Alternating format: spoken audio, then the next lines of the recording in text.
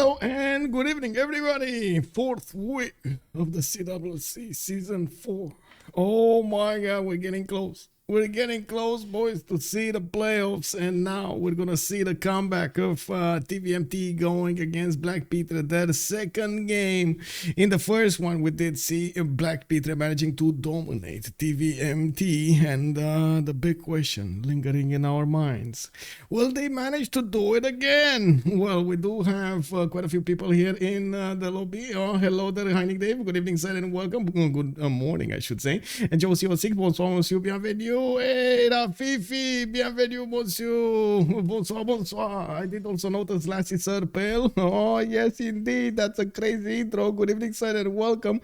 Kraken, good evening, sir, and welcome. I did see a whole triangle. Hello there, sir. Welcome, welcome. A big shout out to Heinig Dave also for picking up that first promotion. Big thumbs up. I don't want to actually turn something off because I just noticed it. There we go. The team labels were wrong. Yeah, no, well, we do have the map selected, and it looks like it is going to be Highlands. I do need to actually close this off. I knew I forgot something before the game, but yeah, there we go. Highlands. It is going to be Highlands. Hello there, Eyes on Civ. Hello there, sir. I hope the game will be longer than yesterday. Well, it looks like, wait, longer than yesterday. Yesterday we did have like a 5-hour game. I don't know, man. Let's go for 6. We're gonna try it. Also, bonsoir, monsieur Andiro. Bienvenue, bienvenue. Looks like the players are getting to the picks here, and I do want to reiterate something. I'm gonna write them down here in the chat so you guys can see them. Spain, Victoria's team, Khmer and Chandragupta did get banned pre-game, and now we do see the 6 bans coming up on the top right part of the screen over here with Sejong, Mbande. We do have Scotland. Coupe. Yeah, he got taken down. We do have Ethiopia and then Cree coming up here. Looks like on the picks. We do have Gorgo being picked up immediately by Apology. I do have to mention on one side, on TVMT, we do have Apology with Pipo, Gabzou and Ptitpascal. On the other side, on BlackPitre, tonight we're gonna see dISTORIA, Nawyk with Mikado and Alexis Krempp. Wait, I remember. Somebody told me. Oh, I need to pronounce differently his name. I think it was Nawyk. Not Nawyk. There's no V in there. There's Nawyk. If I remember correctly, I think that's what I should do. Nawyk over here. It's well, it is coming up for BlackPitre. Now we do see 2 more picks coming up. Oh, the double slam. We do have the 2 Persias chosen. Cyrus being chosen by Alexis. Krempp. Mikado is gonna go for Nader Shah. Looks like Pipo over here does need to follow this up with something, and as you can see, Apology after he picked Gorgo. Well, I can't say the gold is with them. On the other side, the 2 Persias can actually generate their own gold over there. We're gonna need to see how much, and if those immortals will actually have targets on the, especially on the Highlands map. There's quite a bit of distance between you and your opponents. Oh my God, he did it. It is Cleopatra. It is Ptolmeic showing up over here in the on the Highlands map. I gotta say, I'm not so convinced there's gonna be that much floodable terrain for it to benefit from, but it might. And you never know what happens when Cleopatra's in the game. Remember, Cleopatra, the big bad girl.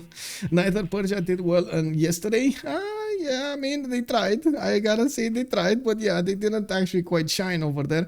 We're gonna need to see how they're gonna be played tonight by these boys over here. And of course, we do see them going for the second wave of bans. We're gonna see 4 more bans and then 4 more picks. Okay, let's go. Come on, they're thinking about it. They're trying to do this quickly, and it looks like I do need to change something really quickly over here. Give me a second. bum, ba bum, bum, ba bum, bum, bum, bum, beam, boom. Sound settings. I need to change something so I can actually hear what's going on in the game, because otherwise I'm not hearing anything. There we go. I wasn't hearing the beeps, the squeals, and the ding, ding, dings, the ding, dings. No, no, no, no. Anyway, we do have Rome coming up here in the 7th ban. It looks like Apology is going to be up on the buttons to choose the next one, and they do have 3 more bans to go. Josie06, yeah, there we go. yeah. I mean, he saw the Persian Empire over there crumble. Both Persias on the same team. Yes, both Persias in the same team. Well, this is one of those days, and they're gonna try to go for. I don't think actually. Wait, I don't think they're actually gonna need that much iron, because well, they're probably gonna go for simming rather than worrying. It's highlands. There's so much land between them. This is not small highlands. This is big highlands for 8 players. A lot of fields and a lot of land will actually be available for the players to settle on. We do have 2 more bans. It looks like Zulu and Hungary got taken down over here in the top right corner, and 1 more ban to go, and we're gonna see the picks. Let me actually, oh, there we go. I did actually set it on level 1. We do need to see if they're gonna go for one of those big simmers. I'm actually quite curious if they're gonna also go for something like, you know, Arabia, Russia, Canada, those civilizations that we barely have seen actually in the lobby since quite a bit of time. We of course do have Apology there with with Gorgo that can defend the culture victory quite nicely. Also the 2 Persias can do nicely. Before that, it looks like no, they actually took down Gran Colombia, and now we're gonna see the picks. Nawyk is gonna be next up. I guess Persia is one of the stronger simming warcives. Yeah, you're not wrong. We're gonna see how it develops. Yeah, definitely. We got a lot to watch. And yes, Arabia, Saladin, Vizier being picked up over here by Nawyk. I was thinking I was thinking they might actually go for this. This is the original Saladin with his ability to get that 20% of the science, faith and culture into the city output. He does get the great profit point per turn after researching astrology, and the last available profit will be automatically acquired. +1 science for each foreign city following Arabia's religion. Gabzou is going to go for Victoria, Age of Empire. That's a gold generator over here. It looks like, yeah, they're trying to balance out Gorgo, and of course, late game, Victoria can do very nice, even on the Highlands map. We do have Ptitpascal coming up next over here as the last pick, and it is going to be Lady. Whoa. Are they actually going to try this? Are they actually gonna try this? Now I gotta mention. Okay, there we go. I was thinking, like, are you sure you wanna pick that civilization? It didn't look like in the previous games the players were that interested to play Maya, but it looks like King Shi, Mandate of Heaven, might actually be on the choosing block over here. Ptitpascal is just waiting to hear something from his allies. Maybe some. Oh, there we go. Okay, now this is a serious civilization. Teddy Roosevelt, the Rough Rider, did show up over here. We're gonna see him gather his forces and go against his opponents over there. Teddy Roosevelt does benefit from that extra combat strength per research era, I should say. And of course, we do need to see if he's actually gonna get to those P-51 Mustangs and take down his opponents with some Rough Riders. We do have also dISTORIA, the last one to choose from the lobby over here. And by the looks of it, he does have 24 more seconds to go and pick something. I do have to point out with Saladin on your team, you do need to generate a lot of gold, so I wouldn't be surprised if he's gonna pick a gold generating civilization here. Maybe something like Dido might show up in his preferences. I gotta say, now that we're talking about gold generation, man, it's been so long since I've seen Mali in the games. I don't even remember the last time I've seen Mali in a game, in any game. I guess it's just having at least one naval civilization pretty meta on Highlands. Did Russia get banned the pre-game? No, it did not. Spain, Victoria, Khmer, and Chandragupta. These are the pre-game bans. And it looks like they did choose They choose the last civilization here. Kublai, China, which actually hasn't been played that much in the previous games. So I'm actually quite curious how it's going to perform over here. A lot of new civilizations have been introduced since the meta of Kublai, China was shining. So yeah, maybe the players just forgot about the power of the Kublai Khan. We do have Pipo going for Ptolmeic coming up in the first row over here. We do have dISTORIA with Nader Shah, Nawyk with Cyrus. Looks like Apology is going to be the one with Gorgo. I'm pretty sure they're going to go commercials. They're going to open up commercials, and there's going to be a fight for those merchants. We do have also Alexis Krempp on Saladin. We do have Gabzou on Teddy Roosevelt, Ptitpascal on Victoria, Mikado on Kublai Khan.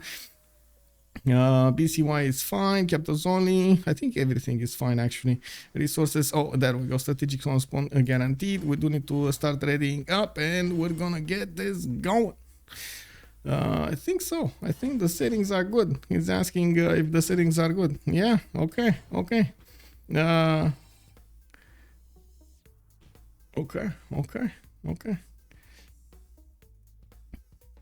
We're gonna see it. We're gonna see this game happening. Just a few more seconds, and we're going in to the big lobby over here.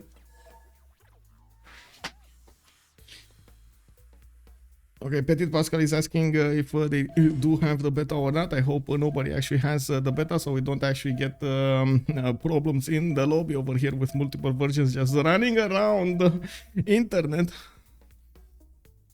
With all the civilization we have now, it's a pity we to always have these two Persias because of their immortals, which are unbalanced. I don't think they picked them for the immortals. I honestly do not think they picked them for the immortals today. In other games, yes, for sure. In other games, yes. But in this particular game, I don't think they picked them for the immortals. Even if the immortals are quite strong, you still have a lot of land to cover. And yeah, we're going to need to see if they're actually gonna have a chance. I doubt it though. On the highlights map, there's a decent amount of distance, and there we go. We do have the first map generated over here. I'm pretty sure there's gonna be a decent amount of distance between them. Let's actually check it out from the left side over here of the map. We've got the first Persia. Looks like that's on the other side though. Oh, we're gonna talk about Greece here. Greece is the opponent of Persia, and by the looks of it, they can actually settle towards each other if they want to. They can close these chokes as well. Oh, a flying toilet. Hello there, sir. Good evening, good evening. Mithrok also, I mean, immortals are strong, sure, but I don't know about unbalanced. Hello there, Mithrok, good evening, sir. Good morning, a flying toilet, yes indeed. Getting ready for the game tomorrow. I heard you guys will have quite a bit of a challenge over there. Ferno also, good evening, sir. I do have to say, we do have Sparta coming up here with his 2-2 base. He does have a 3-2 banana to the northwest, and by the looks of it, we do have him with a second settler over there next to the cattle tile if he wants to. He will probably try to close off the choke to the northwest. So Monsieur Mashad over here at dISTORIA is not actually going to go through these mountains to get to him. Now Sparta will have a decent amount of land to settle to the east side, some cities to the west side, even to the south. Pretty okay, not, it's a half good Torres. This is 2/3 good Torres over here on the west side of Gorgo, and we're going to need to see if anybody's actually going to get that going. He can definitely go and settle it, no problems, but it's probably not going to be a second or third city. To his east side, we also have England, Ptitpascal. That's going to be his ally over here. They can set up coastal trade routes if they want to. This is going to be extremely important for their economy in the next part of the game. We do have also 2 remaps available for them, and that actually reminds me that I should click on buttons over here to give you the chance of winning points. Hello there, Nitro. Good evening, sir. Denio Dingo. Hello, and thank you so much. Good evening, sir. Civ6. Hello. Hi. Hello, sir. Good evening. Now we do have Scout coming up in 310s from London. His 2-2 base with multiple other 2-2s around his series. He is gonna get a decent amount of coast to settle on. At least his second city over here is gonna be pretty powerful, I gotta say. Good harbor. He's gonna get the culture. 2-3-2 bananas. Man, who doesn't like their bananas? Come on, show your hands up. Who doesn't like bananas? to the northeast, we do have Cairo coming up over here with so little fresh water. We're probably gonna need to see him try to get something like Feed the World to actually balance this out. By the looks of it, he is also gonna get a decent amount of pastures with a possibility. No possibility. Oh yeah, there is a possibility for him to actually go Temple of Artemis. 1, 2, 3, 4, 5, 6 amenities. Pretty good. Temple of Artemis. Yeah, 7 actually if you put it over here. Yeah, very nice. Oh, 8 on the cattle. Yeah. Possible cities to the north, to the northeast. Those are probably gonna be his first ones, and then he's gonna need to expand into a non-freshwater setting. Not the ideal place, but with his holy sites, he might actually get something done over there. We do have a scout coming up from his city, his initial city in 3 turns, and by the looks of it, he's gonna be in a relatively safe space. Quite a bit of distance between him and London. I'm pretty sure he's gonna get to Sim. To the southeast, Pipo over here. Oh, Pipo. We all know what Pipo does, man. We all know what Pipo does, and he's gonna be the one going against Alexis Krempp this time. I believe 2 strategists over here are gonna fight for supremacy between them. We do have Pipo already with his 3-1-2 underneath his capital. He does have a maze tile, and I do see he does benefit from a dice tile immediately. Some cocoa tiles over there as well to generate the gold, while I gotta say there's not that much floodable terrain over here. Yes, he does have a city to the north that maybe can benefit from a Temenanki, but that's about it. I do like his resources though, like spices and cocoa and dice tiles and some bananas for a good mix over here. I mean, he's gonna keep his people healthy and happy, you know. They're gonna be very happy. Who doesn't like hot cocoa in the morning? Like, is it okay, guys? Big question. What do you like more, bananas or chocolate? Haha, I think I got you there. That's a hard one. Trick question.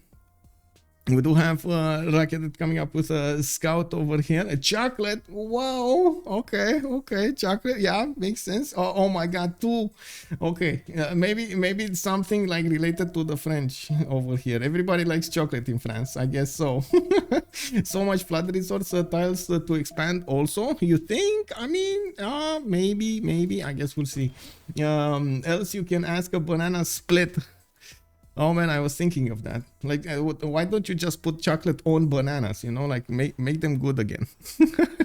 We do have him with quite a few possible settles over here, a lot of fresh water for him. To the southeast, it looks like Beijing is gonna be behind the mountains over here. To the south, it looks like he's gonna have a decent river to the northwest. Not a lot of food though, and I wouldn't be surprised if he's gonna try to go for something like oh my God, how do you call that? The one that gives you a builder and improves the food on the wheat tiles, or I should say rice tiles and so on and so forth. Totally forgot. But anyway, fertility rates. There we go, fertility rates. We do have over here Mikado finding out about his second settler to the west side. He's gonna get a dice tile there to settle. He does have tundra to the south, and unfortunately not a lot of huts have spawned over here. So his scout is actually gonna come back with his hand well, empty.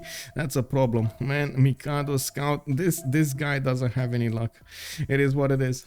You know, by the looks of it, in the city of Beijing, he also doesn't have actually stone. Wait, there are no stone tiles anywhere. Oh wait, it doesn't care, right? This is Kublai Khan China, not Qingxi China. I don't know why for a little bit over there I was thinking of he actually picked Qingxi. Why doesn't he have stone?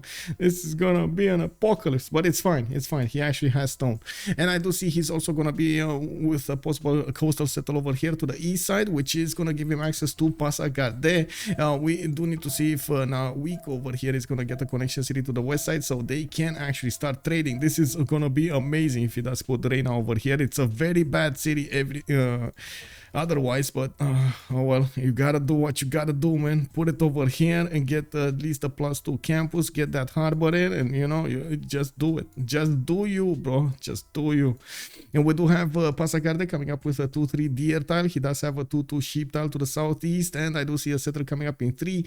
He's not gonna have a lot of rivers though. He does have one in the capital, but that's about it. I'm pretty sure he's just gonna put one adjacency commercials, and that's it. I'm also certain he wants to be competitive when it comes to the merchants, and that's why they actually went that high up in the lobby.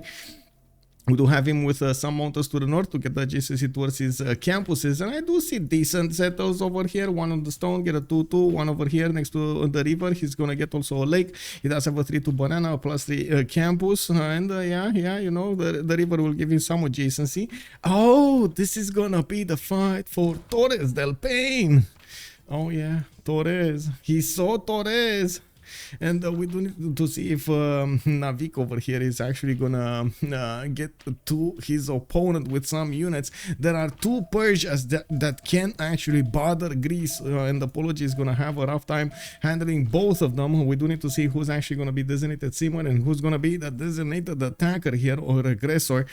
We do have to take a look at the city of Mashhad also with a 2-1 coffee tile in the capital. He's benefiting from extra culture point. He can easily go west side here and put another city next to the lake or on the 2-2 at the 2-2 base actually to get more coffees, more of that extra culture. And I do see in the south he's gonna get another set on the culture, on the coffee tile directly on it over there. It looks like he's also gonna have some bananas, and yeah, he can definitely spread his cities to the south over here to get right in the face of Apology. Now we do have also the remap started up, the remap vote started up, and the Battle 72 is quite quickly over there. I don't know how he actually pressed so many buttons so quickly, but yeah, he did, and it's happening, guys. We do have the remap. What do you guys think? What did you vote? Did you vote for a remap? No remap over here. It looks like 0. Oh, no remap. This is it, gentlemen. Start your engines, get your popcorn, set your TVs on big contrast over here and big lights so we can actually see this game in its full splendor. We do have BlackPitre going against TVMT tonight in the 4th week of the CWC Season 8. I do have to point out again, BlackPitre did manage to win the first game against TVMT, and I'm pretty sure right now we do have TVMT coming out with the big guns. They're calling in Pipo. They're calling in Ptitpascal. They have Gabzou. Then they do have Apology on their side. So I'm pretty sure they're going to try as hard as they can to actually get this win. On the other side, Mikado, Alexis, Krempp, Nawyk, and dISTORIA are going to try to get their win themselves. And of course, with quite a few interesting civilizations here, we do have quite a few zones that they need to control and at the same time defend against their opponents. 2 versus 1 situations, seeming problem over here for Alexis Krempp that he's gonna need to solve. And I'm pretty sure we're gonna also need to see, okay, over here Mr. Gabzou coming up with a faster pantheon than somebody else, and he is going for the south over here. Quite impressive. He didn't go for the cattle settle to the south, or at least over there next to the tobacco tile, you know, but he definitely wants the +4 campus over here. Opening up with campuses is quite normal for America. I'm pretty sure we're going to see a lot of pen Russian voices during the first golden age, and yeah, we're going to need to cover this map from the left to the right again to actually see their early moves, their early choices, and of course when are they going to meet each other. Let me actually set up the prediction over here and choose outcome. It's going to be how many remaps? 0. Okay, somebody's going to get 4,500 points. Didn't think this minimap will get through. Mandokar, good evening, sir. Hunde, please say hello there, sir. CK so let's go. BlackPitre. Yeah, this is the first map, and it looks like they didn't want a remap, so this is going to stay.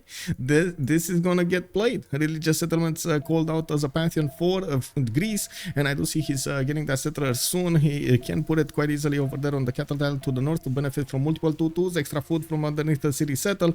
And I do see his second city was in Eritrea, was settled to the southwest towards Torres del Paine. I do have to point out, yes, there's a lot of production in the city center, but he does need to get the food alongside that production. And yeah, that's why I was calling this out. The cattle settle that did seem quite good. I think he actually wants to put more cities around this, and yeah, well, we're gonna need to see how he's gonna try to get this going. Oh my god, dISTORIA's coming. dISTORIA's coming in through the mountains with a scout, moving closer, creeping closer over there, you know, like a cat. His paws are not hurt by anything around him. He does have Greece coming up over there, making a lot of noise with that settler, through the forest, and then dISTORIA is just ready through the trees over there to pounce on his victim. We will need to see how the scout is actually gonna get through, and of course how Apology is gonna try to keep his settler alive. I do have to point out also the visibility is quite limited over here for Apology. As you can see, he doesn't see that much with his settler, nor does dISTORIA see through the forest, so they don't know. They can only hear and smell each other. We're gonna need to see if their senses are actually tuned. Put the music of Jaws. Yeah, exactly, right? Insert music here. Dun dun. Dum dum. Can Gorgo and England navally trade? Yeah, I guess Gorgo and you mean here? Oh my God, this is. I guess it's not that bad actually. They can get a city. Yeah, they can get cities. It's no problem to trade. Now we do also take a look at Sparta. He does have a horse style in the third ring. Looks like Eretia is gonna benefit from iron in the first ring, so he already has it in his borders. No need to spend that extra cash. We do need to take a look over here on England next. We do have London sending a settler to the east side. That's his third one. Liverpool did get settled next to that amber tile to benefit from the extra culture, a 2-2 base, a +4 Vidokia. And I'm actually a bit surprised he didn't go to the north, but I gotta agree with him. This settle is bonkers. We do have a 2-2 stone tile over there, a 3-2 banana. No cocoa. This is no banana split over here. Unfortunately, there's no cocoa. No cocoa. What's going on here? Okay, the scout is moving. The settler is moving past him, and it looks like dISTORIA did see the borders. He doesn't know if it's the capital or not. As you can see on dISTORIA's vision over here, he's barely seeing what's going on. He sees the borders to the east, he sees the borders to the south, doesn't know which is which. And I think at the moment, Apology is he's safe. He's safe. He just passed the point of no return, and he's safe.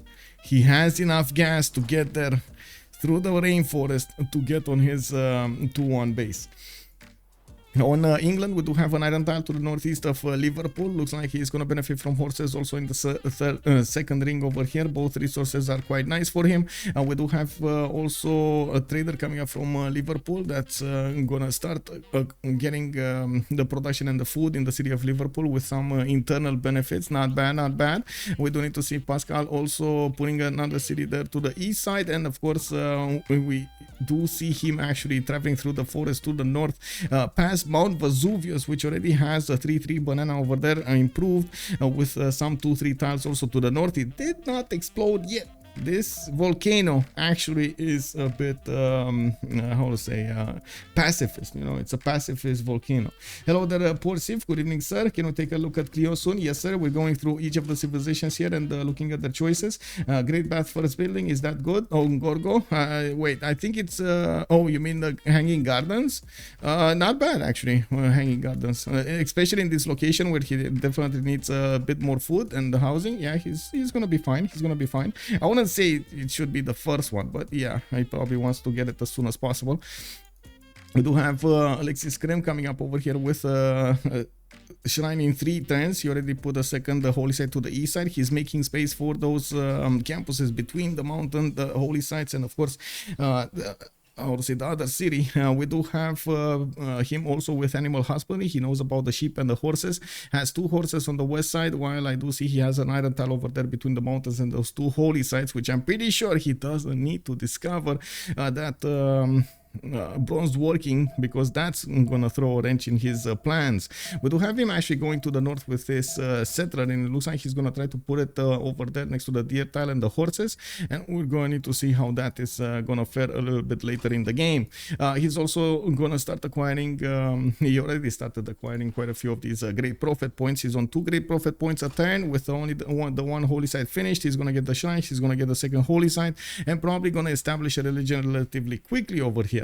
Now we do have Ptolmeic coming up with Iwinu.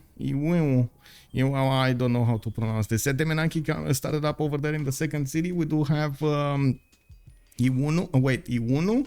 Is this how you say it? I1?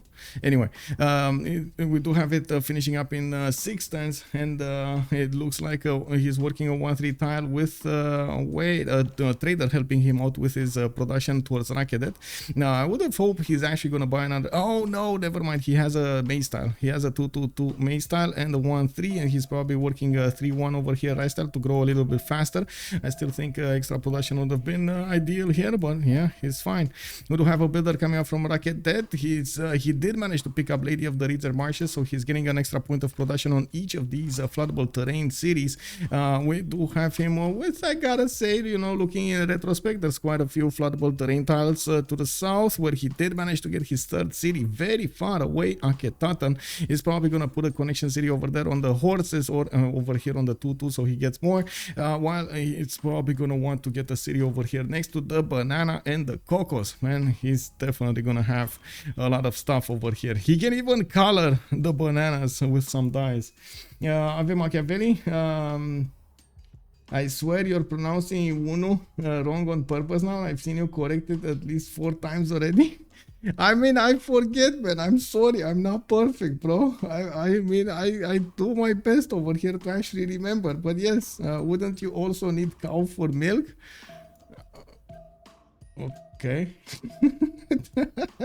I mean, I don't know if for milk, but I would love that, how to say, that meat over there. Bro. It's the I1, right? I1. Rafivi, there we go, wrote it down.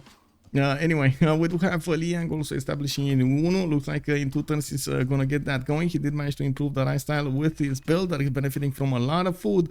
He's also gonna need to start putting down some sphinxes for those extra culture points, and we're gonna need to see how he's gonna choose to benefit from them.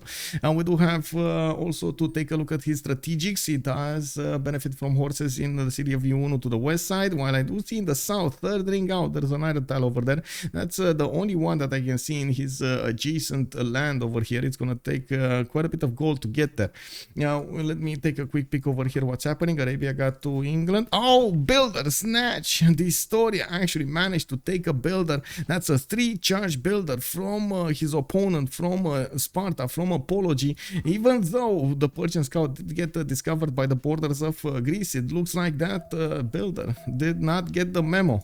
That's a problem, man. This is what happens when you don't get the memo. God of the Sea also chosen for England.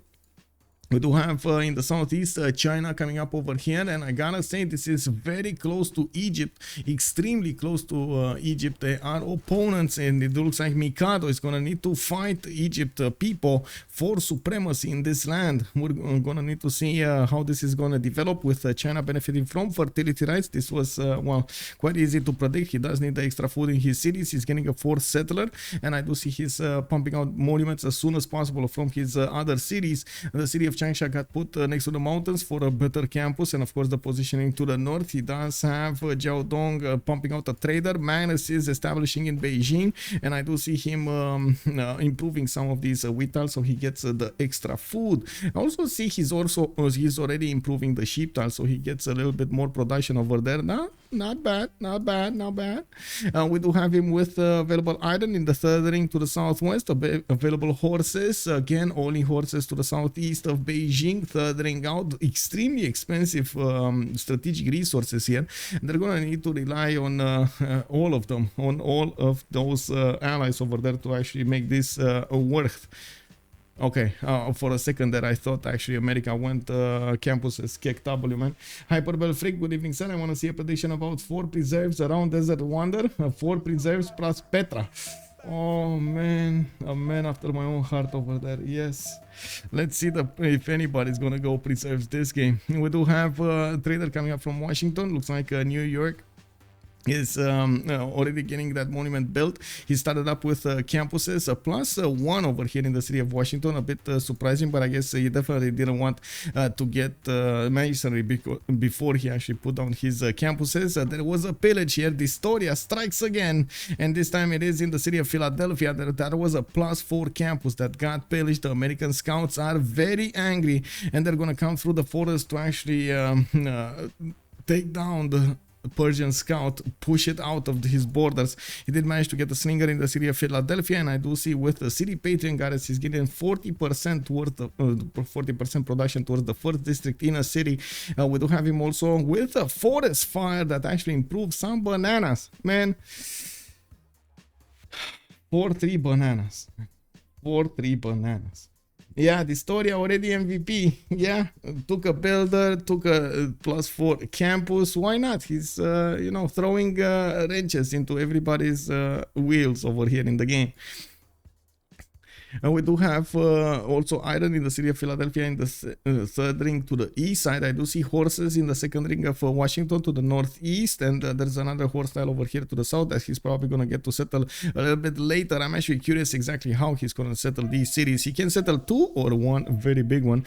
We do have him with possibilities to settle coast on the west side or even some more rivers over here, and I think the big question in our minds is he going to fight Persia over here? As you can see, dISTORIA is well started up on his internal trade routes. He does have those settlers coming around, and I do see the 4th and the 5th one getting trained over here in the city of Mashhad and Bakhtri. He's gonna choose to go Pingala first here, and of course dISTORIA is with I would say with Nader Shah. He's gonna get the extra science anyway from his internal traders. Now we do need to see if he's gonna get the culture with everything else.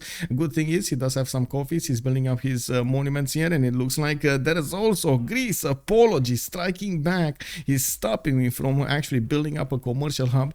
As you can see, Pingala is gonna establish here in 110 in the city of Mashhad, and there's no pantheon yet from dISTORIA.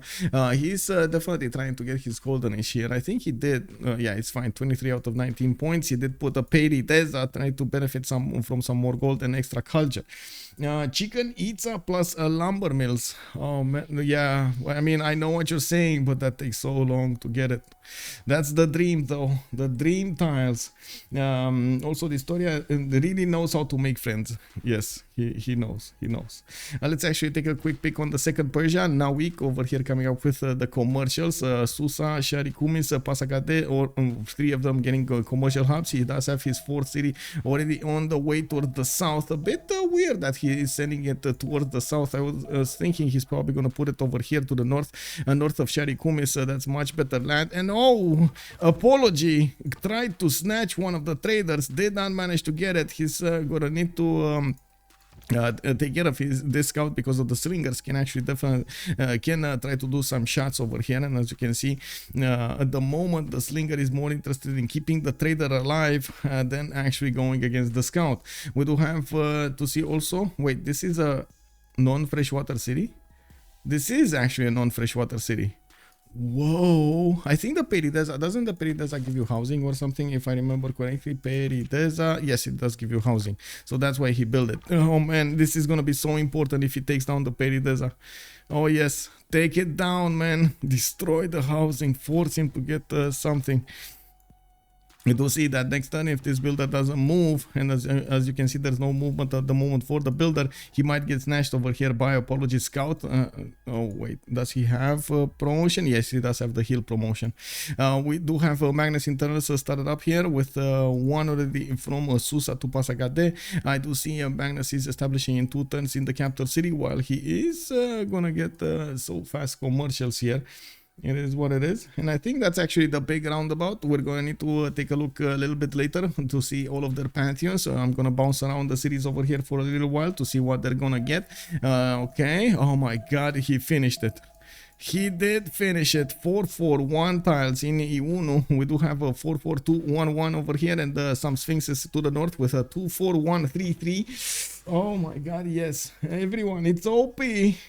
Hello there, Linda. Hello there, ma'am. How are you doing? How are you doing? Now we do have to see if Mikado over here is actually gonna confront Egypt before he actually gets his sim going. It does look like the moment China is not putting down any encampments, he's going for commercials first. He's gonna try to get his production numbers up and his food generation. We do have him with more settlers coming around. One going to the east side, one coming out from Jiaodong. We're going to need to see where he's going. Probably over here. That seems like a relatively good city to get. And will probably want to expand a little bit to the north as well. That will increase the amount of land that Egypt, or I should say the borders that he might actually have with Egypt. Now, Hundepriester is also saying can't build Chichen Itza since everything is always chopped. That's a good point. A lot of them are actually chopping so many tiles there. Then everybody who has not chopped rainforest, then yeah, Egypt floodplains and not the bottom spam. Oh, he got the, look at that, he got the cocoa improved. He's getting very good tiles coming up from those marsh tiles as well, with the 3-2-1s and plugging in Magnus over here in Rocketed, because you know he wants more. He wants more food. He wants more production. Everything bigger.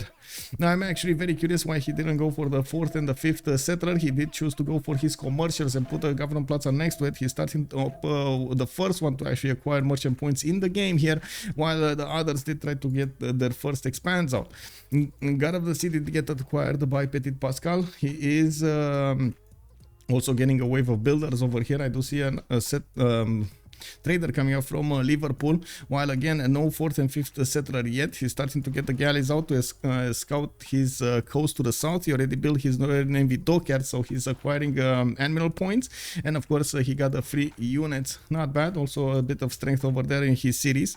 Now we do have the Hanging Gardens also finished up by Apology. He's now getting his 4th and 5th settler. Looks like a builder is just waiting over there, itching to chop down that forest to get the settler out a little bit faster. The scout of dISTORIA actually survived here. What did happen? Where was we? Where were we? Here. Wait. Did the scout die? I think the scout died, right? He didn't manage to do anything. He got double hit by the slinger, triple hit by the slinger or something, because it looks like these slingers actually did manage to push it out. I'm pretty sure it's not this one. It's not Gabzou, right? It was something like Greek scout. Anyway. Now we do have dISTORIA getting his 4th settler to the south somewhere. It looks like he's going to need to punch through the warrior of his opponent of Greece. And I do see BlackPitre coming up with a settler from that city center in one turn. His commercials are starting to be built here, and we do need to see what America is going to do about it. We do have America already with a decent amount of science and culture. Let's actually take a look. 11 science and 9 culture, while dISTORIA is 11 and 13. I'm expecting to see Moksha over here. Very surprising that we do see Pingala. I gotta say, I'm very surprised to see Pingala and not Moksha in the series. But I guess we might actually see him go for some Pingala internals at some point. We do have the first religion in the game, with Arabia converting his 2 cities. And looking at the religion here, Eastern Orthodoxy with Feed the World makes sense. So he gets the food and the extra housing for each of his shrines and temples. We do have the Dairy Immerse, +3 faith and +3 culture, cannot be pillaged by natural disasters. You can see he chose Earth Goddess as a pantheon, so he's getting extra faith per turn from each of these charming and breathtaking tiles. With the Moksha establishing in the city of Cairo, he's gonna get a little bit more faith and of course the culture. We don't see him actually building up his 4th and the 5th settle yet, while he's gonna take a while to actually improve this land. I'm pretty sure he's gonna start improving these horses soon. We do see him getting some more farms out for the extra food, and of course well, we're gonna need to see how he's gonna sim up. I do want to take a look at quickly at the city states. Kabul, Akkad with Granada and Lahore will be the ones providing some military bonuses to the players, with 2 very big mentions. Kabul and Akkad are going to be quite good for them. Bologna coming up with science bonuses, only 1 city that everybody's going to fight on. We got Ayutthaya with Vilnius for the culture bonuses. Looks like Venice is the only one for trade. Buenos Aires with Mexico cities are going to be providing the industry bonus. Yerevan with Nazca will be the ones providing the religious bonuses. Now, Nazca is not in the desert. Well, it is what it is. Iwano coming up with campus over here, only a +1. It looks like he didn't get a second Sphinx over there. I do see him plugging in Magnus in 2 turns, getting another builder. I'm again very surprised he didn't go for the 4th and the 5th settler. I'm pretty sure he benefits from a lot of production. Looking at his production capabilities, he's on 52 production, but first wants to actually go and build up his district count instead of expanding. I do believe expansions are extremely important in this meta, especially on the Highlands map. We do have next to him Mikado starting to get his science up and his culture up on 8 and 10, and we do have him on 38 production only. I'm pretty sure Pipo is a little bit ahead at this point in time. Looking at also, let's actually take a look. Who didn't we check? And we did check here, City Peter and Gares. We do have America building up his horse count, and I do see him getting his 4th, 5th, and 6th settler. He's not that worried about Persia, to be honest. He's, even though he's in striking range of those immortals, he's not worried at all. We don't see an encampment coming out from the Persian cities. dISTORIA is going for his commercials, and he's gonna try to build up his sim before he does any kind of war move. Linda, also the map doesn't even exist in the rules or custom, so there is no choice. It is not included in the team vote on which maps to choose. Wait, what? Oh, the small highlands. Oh, this is normal yes, this is normal size highlands. Yes, we didn't implement the small size highlands. That map type is more of an experiment going on over there in the CFR squadrons to see exactly how the dynamic changes with and of course how the players like it and so on and so forth, if it is going to be implemented in the next one. Just like we have multiple Pangeas, that could definitely be a choice in the upcoming CWC votes. In the next season of the CWC, we're gonna have a vote pre-season where the players will have quite a few choices to get the maps. Yeah, no one plays Highlands more except Civ6. Yes, that is true. That is true. At the moment, I gotta say I was quite impressed with Small Highlands. I liked it. There's a lot of action. The games are much faster, definitely much faster, and you do get a lot of production and so on. Less distance between you and your opponents, so less simming time, more warring time. Let me actually put up on also. Give me a second, and let me put the team labels on the screen here. On the left team, we do have BlackPitre, and open this up. On the right side, we do have VMT. Wait, how did it? I know Sasu was calling this somehow special. Like he made a pun over there related to Teenage Mutant Ninja Turtles or something. But I forgot how he called them. And Sasu, are you here, sir? Also, Spastastic. Also, now he'll need to get Mount Saint Michel once he gets to medieval era. Yeah, he needs to. I'm pretty sure he needs to, man. With so much land over here, this is gonna be amazing. I think the big question is, what will China do against him? Kublai Khan China here is not something you wanna take lightly. I'm pretty sure Mikado is gonna get those internals working quite nicely for him, getting quite a bit of food and the production throughout his empire. And we don't see him on 4 series right now. He's gonna get the 5th one, and by the looks of it, we do have the first Mariano Chariot Archers in the lands of Pipo getting trained over here in the city of Akhetatan. We do have also Ancestral Hall coming up from Rakedet in 4 turns, and I do see an archer coming up from Iunu. I'm very surprised of them actually choosing to go archers when, of course, Marianos are actually a choice. But anyway, it is what it is. Arabia starting to get his face generation going on 27 at the moment, already losing gold. This is a problem, and this is going to be something that he's going to need to take care of. You can't really lose gold all of the game. The good thing is on his allies, we already seen Nawyk over there with 31 gold per turn. dISTORIA is on 13, Mikado on 10, so they can balance out the -2 gold that Alexis is well, not doing. Gorgo with half production of Cleopatra, slow start. Yes, indeed. Apology over that. Did I should say make a big sacrifice. He wanted to get hanging gardens as soon as possible. Now he's putting down his acropolises, and as you can see, he's barely gonna get his 4th city soon. He did manage to build 3 of these settlers, so he's gonna go 6 cities quite quickly over here. His production numbers are gonna go higher. Now I don't actually believe they're gonna go higher than Persia's, especially with more internal trade routes showing up over here to work for the Persian Empire. I'm pretty sure dISTORIA is gonna have a decent amount of food requirement and production. He's right now on 36, while Apology is on 27. That's quite Quite a difference. Okay, there we go. He just settled, and we do have him on 33. Okay, coming closer, coming closer. You see, more cities, more production, more food.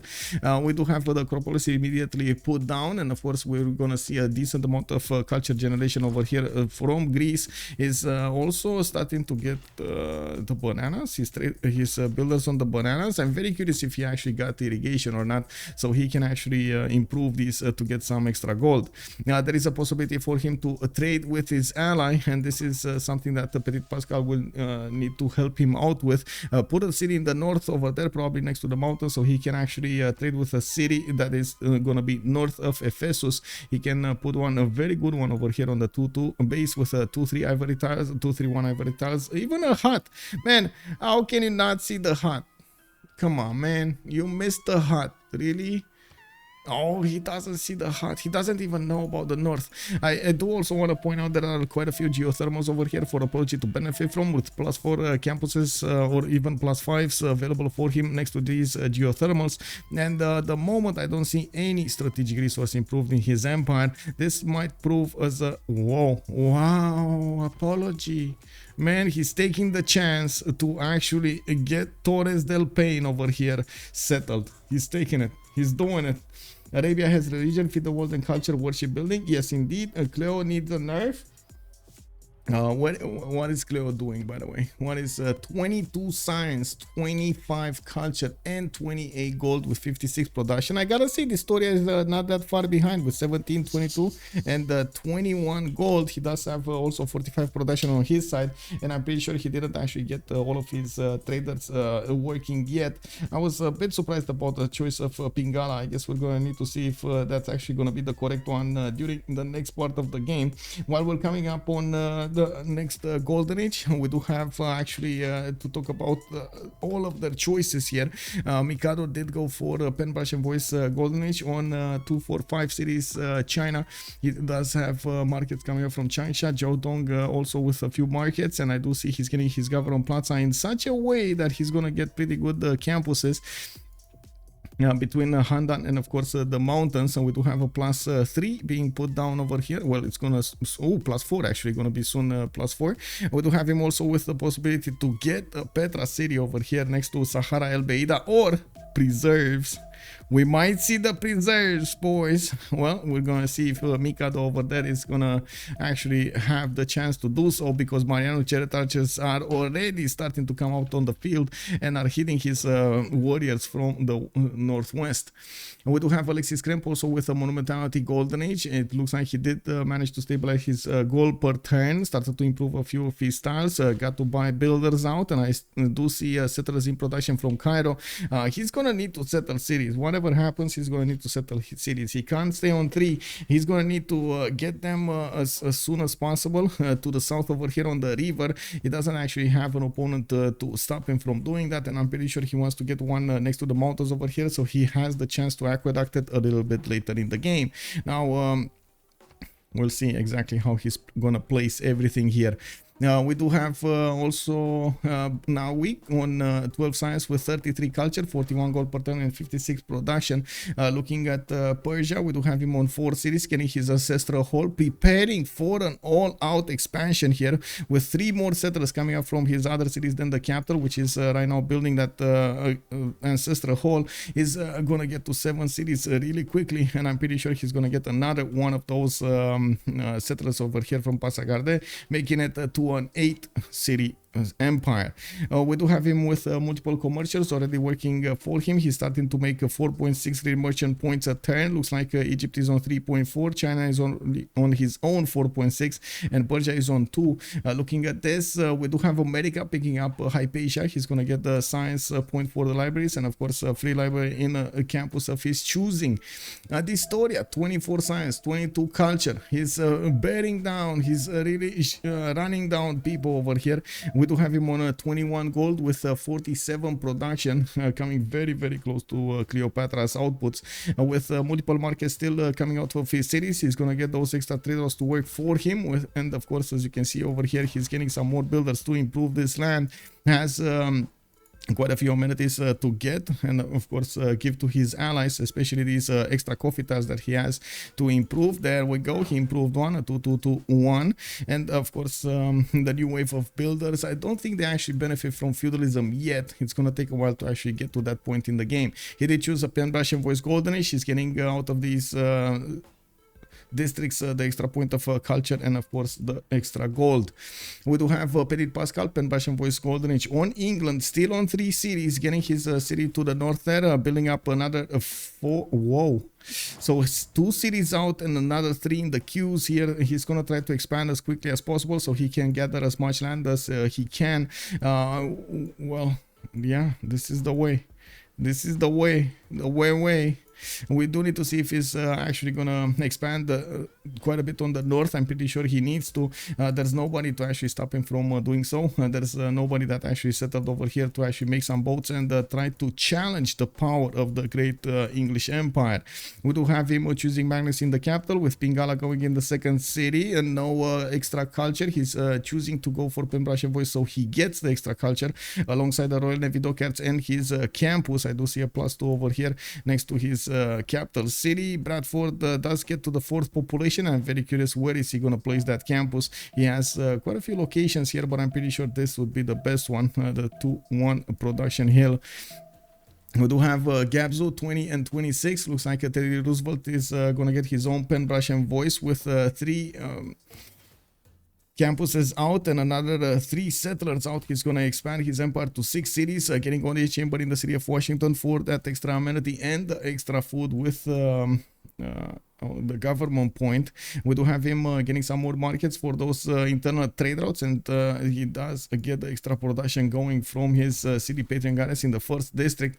I do see he's getting another campus over here in Baltimore, and we do need to see how he's gonna try to get everything going. A bit surprising about the government plots, I gotta say this. I mean, it's not bad, but I would have definitely expected it to be in between all of these cities so he can actually get something done. I think he's keeping all of this land over here for the upcoming industrial zone setup with aqueducts, with everything next to them, rather than using the government plaza for more adjacency towards campuses and so on. Well, we'll see.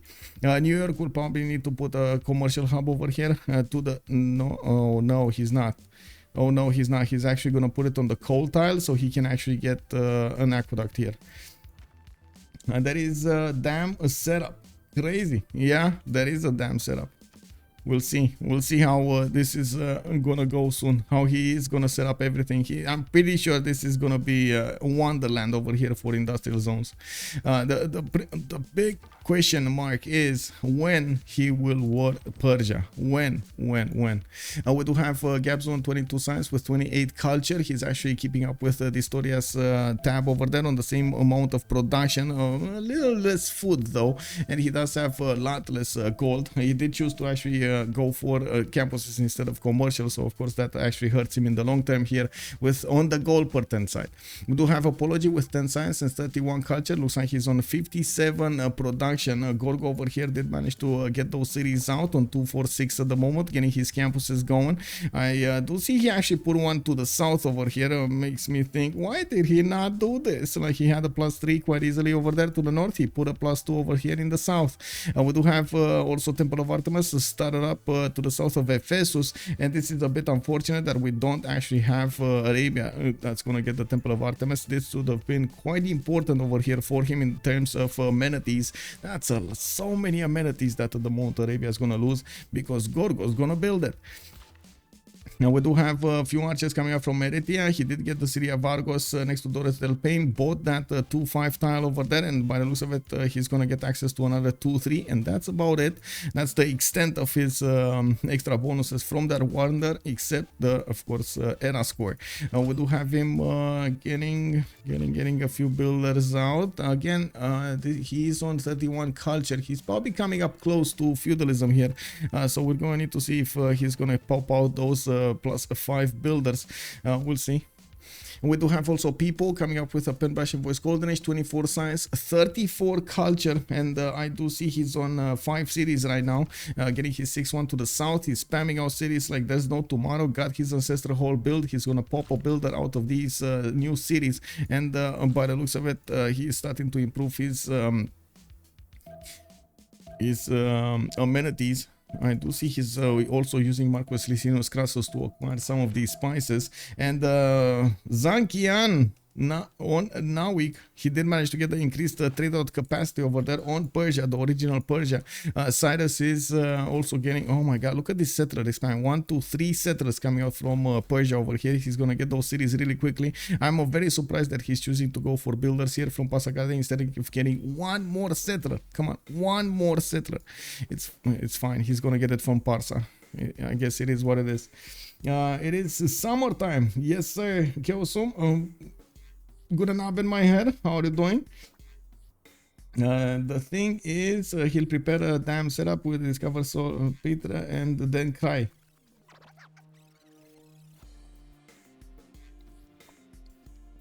Macallian, also hello there, sir. Wait, what happened there? Acropolis is 10,000 times better adjacency to city center. Yes. I agree. I understand he would not get city center bonus, so it is the same total. Oh, next to the wonder, you mean? Yeah. Yeah, well, it is what it is. This Acropolis is going to become a +4 anyway. And, well, I don't think he could have placed an Acropolis from Sparta over there next to the Temple of Artemis. It's too far away. Anyway, we do have more builders coming up from Apology. I don't see the extra 2 charges on his builders. I gotta say he actually built quite a few of these before he got feudalism. Looking at the technology screen over here in the civic part, we do have them rushing as quickly as possible feudalism, so they can actually benefit from those extra points. Medina, 4th city of Arabia. We do have 5th settler coming up over there. It looks like he's building up, training another one in Sana, and another one is moving to the southeast somewhere. He did get his audience chamber for the extra food and the housing in his new cities. And of course we do see Governor Pingala getting established there in Hattin. I'm actually quite curious if he's gonna try to snatch away Oracle. Oh, Temple of Artemis. He actually tried. Oh no, big mistake over here. Big mistake. He tried to start Temple of Artemis in the city of Hattin, not in the city of Cairo. Yeah. Probably saw the ivory tile too late, or didn't have time to money to buy it. That would have been quite important. Anyway, looking at the aggression over here, when we see a single Mariano Ceretacher that's going to need to defend against the horses of his opponent of China. China Mikado still did not put the encampment down by the looks of it in the Great People screen. We do have Persia making 2 great general points a turn. Egypt is on 1, Arabia on 2.3, Greece is on 0, China is on 2.3, so he got his card in. That also means, by the way, the fact that Egypt is making 1 point, it does mean that he got an encampment here. He's working the encampment training projects in Unu to work that 28.5 production city and give him that general. Not bad. I gotta say, he's between 2 opponents, and we might actually see Arabia come against him with some Mandeluks. Oh wait, are they called Mamelukes? Mamluks, right? Okay, I don't know why I just meshed that word together with another one, but it is what it is. We do need to see how fast people can actually get his sim going, and of course if he can defend against 2 opponents. We also need to see if America is going to try to get any kind of aggression done against Persia, while Persia, as you can see, is still building up his simming abilities, getting the wave of builders ready for the feudalism timing, so he can actually get to work there. He has so many jobs over here available in both Bactri Tarsus, in his initial cities as well. It looks like America might actually pillage, and he did pillage the campus. That was a +3 campus that got taken away from him from the city of Mashhad. Moksha establishing in 110 in Bactri for a wave of culture points. He's already on 32 with 33. I do see in the production screen they're actually not that far away from each other. We do have people here with 84 production. Mikado is on 74, so not that far away, but the science screen tells a different story. 18 science on Mikado and 29 on Pipo. I'm gonna party. Woohoo! Let me actually scroll down over here in the chat. Cyrus pre-building builder for feudalism. Yes, one more coffee. Good evening, sir. It's flat. It's the main problem. Yeah. About to play as well. Oh, very nice, Kelso. Very nice. And why are you saying about the summertime? Do I actually need to get one of those? I don't know, a flower or something. How do you call them? Not shirts. Anyway, I think you need. I guess that's basically like bless you in French. Anyway, we do have the first great writer acquired here by Apology. He's the one making quite a few writer points over here. 6.9 points a turn. We do need to see how fast he's actually going to get through them. Amphitheaters coming up from his other cities, so he can actually get spaces for it. Oh, thank you. Thank you so much, sir. We do have also horses coming up finally from America. He's playing in Pingala in the city of New York. Looks like he chose to go for the encampment, so he can actually acquire or have the chance to actually make some projects over here to acquire one of the first generals. I wouldn't be surprised if he's gonna go for some kind of coarser timing over here. I think the big question is against whom. We do have the encampment actually set up from New York to the southwest and not to the east side, while I'm pretty sure he's keeping all of this land for some next part of seaming. Now we do have the initial horses going to the south. Okay, he's gonna drop it in a forest here. Okay, it is what it is. He chopped another one. Okay, he wants to go somewhere fast. It's Yerevan actually on the chopping block. Is he gonna want to take Yerevan away from his opponent? Okay, I mean, yeah, that makes sense. Taking it away from El Saladin. You don't actually want to let these city-states just run wild. There's also Nazca over here to the west of Thebes. And now to mention it, now that we mention it, Alexis Krempp is going to come through the mountains with one of those settlers, and he's going to settle right in the face of Egypt.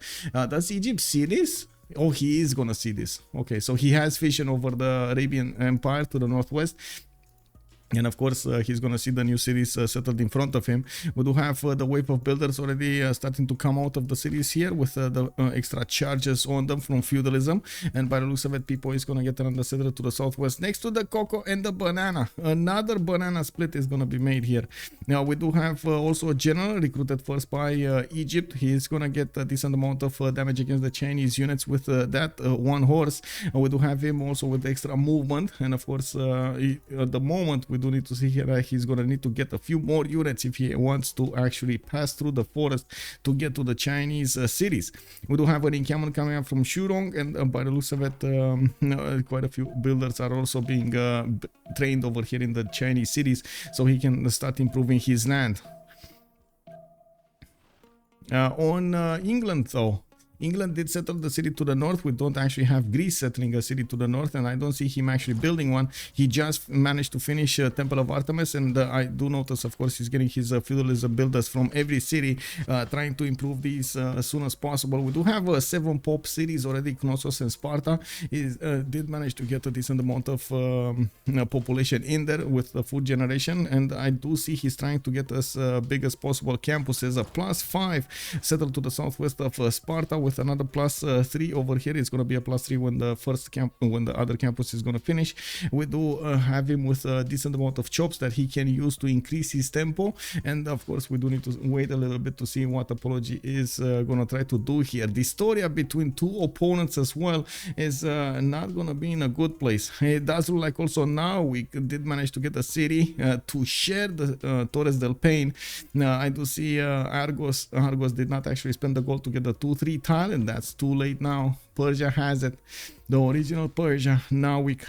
And we do have 2, 4, 6 cities from Nawyk at the moment, with a 7 settler coming up over here to the northeast. Looks like there's another one being settled to the west side, and I don't see them actually setting up those coastal trade routes that I was thinking of. Looks like they're gonna be on land. That's gonna be a lot less gold generated by both Mikado and Persia at the same time. I do have a mention here. We will probably gonna see the Persians work on internal trade routes for a long time. It's gonna take some time until they actually think it's gonna be better to go externals. Let me switch my screens over here. Okay, no bet tonight. Oh my god, thank you, McCallion. Thank you for reminding me. Let's actually start up the prediction. I did think of it and then I totally forgot. TBNP, BlackPitre, there we go. Submission period. Let's go for 30 minutes. We do have a long game ahead of us and we're gonna see how this ends. It looks like Apology is chopping out the builders for more charges over here, and by the looks of it, there we go. The prediction is online right now. TVMT and BlackPitre. Who do you think will win this game? You now have the information about their early choices. You have the information about their pantheons, their opening moves here, and of course, what's gonna happen during the game. It is all up to the players. Another city is gonna be settled over there to the north. It looks like London is starting to put down diplomatic quarter. They're not that far away from switching into a medieval era. 9 more turns and we're gonna get there. Multiple builders also coming around from Ptitpascal. He does have 1, 2 trade routes at the moment. Not actually that big, and I gotta say his God of the Sea here is giving him a decent amount of bonuses, but not a lot of them. Hey, thank you so much for the 100 bits. Much appreciated, Daniel Dingo. Oh man, that animation actually. Guys, should I make this bigger? The animation? Should I actually like the thing over there? Should I make it bigger? It feels like it should be bigger. I don't know why. Let me actually make it bigger over here. Yeah, let's put it in the middle of the screen, so everybody knows what's going on over there. Fleet Sim England, he should carry the team. The question is, can he do that? That's a very good question here. With Ptitpascal benefiting from 25 science, 35 culture, 82 production, is definitely getting higher stats over here. With 38 gold per turn, it looks like we do have a little less gold being generated by Team TVNT, while on the other side we do have 56, 33, and 22. Alexis Krempp is slowing them down with his -6, but I gotta point out Alexis Krempp is already on 51 science and 37 culture. Moazamel, you will have to. There is no other choice. That is a very good statement over there. There is no choice. There is just do. Now we do have people getting Hannibal Barca to the north. Looks like he did manage to get to recruit 2 generals over here. America will have the next one. There we go. Truk just got recruited, while there's going to be only a single general available for their opponents. Let's actually see who that is. Shun Tzu. Okay, there we go.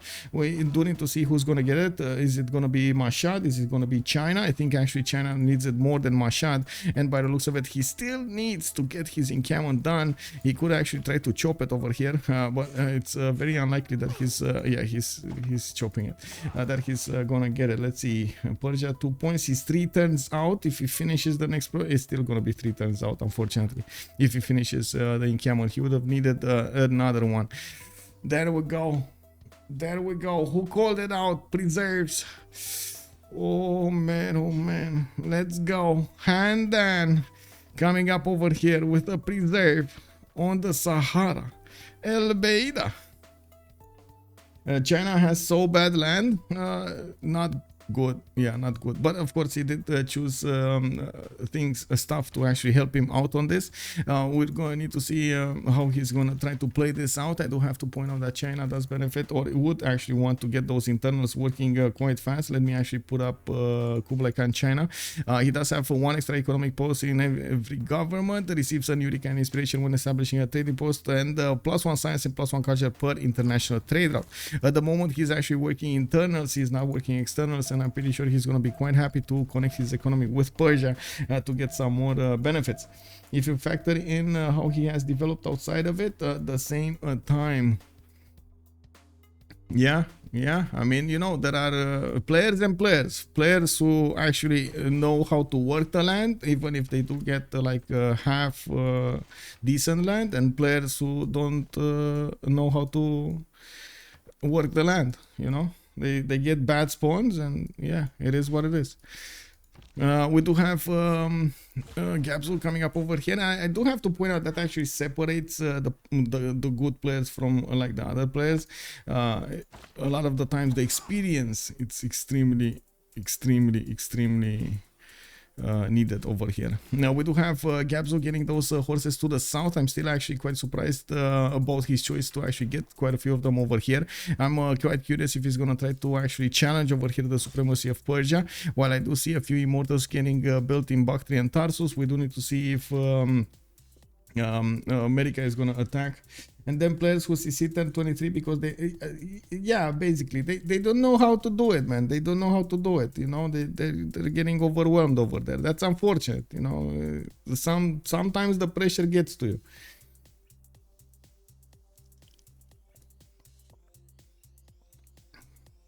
Lian coming up over here with one turn to finish in to establish in the city of Washington.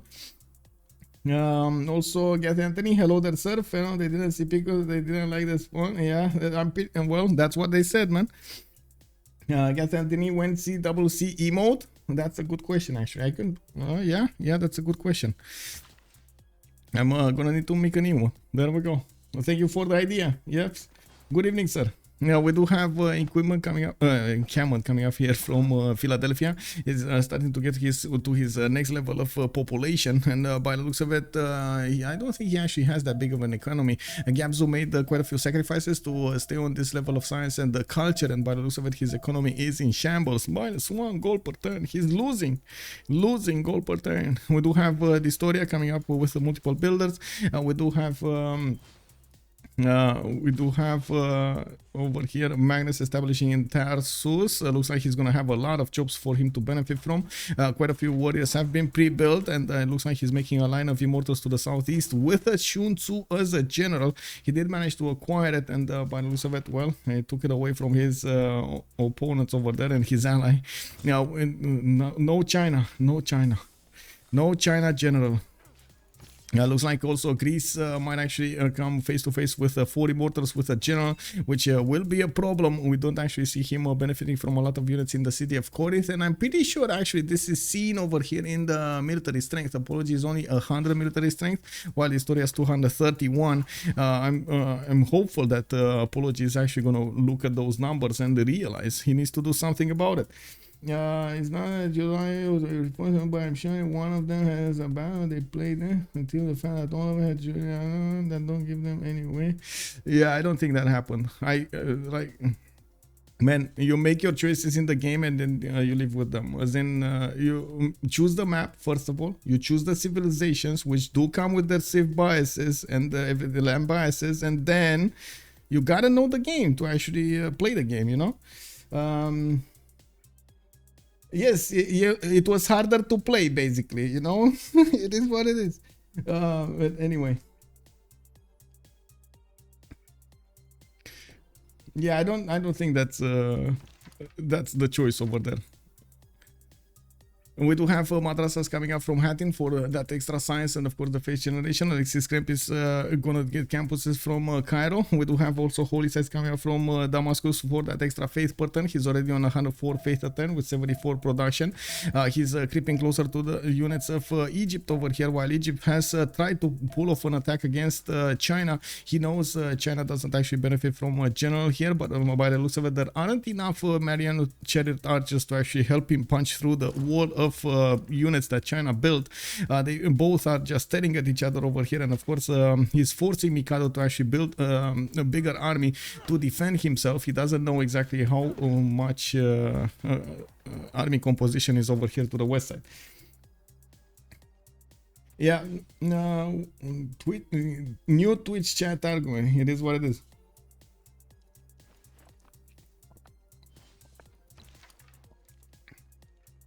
We do have great bath coming up from Thebes, and by the looks of it, they are trying to get their era score points before the next era, so they can actually get this going. Looks like we do have Apology coming up with 8 points short.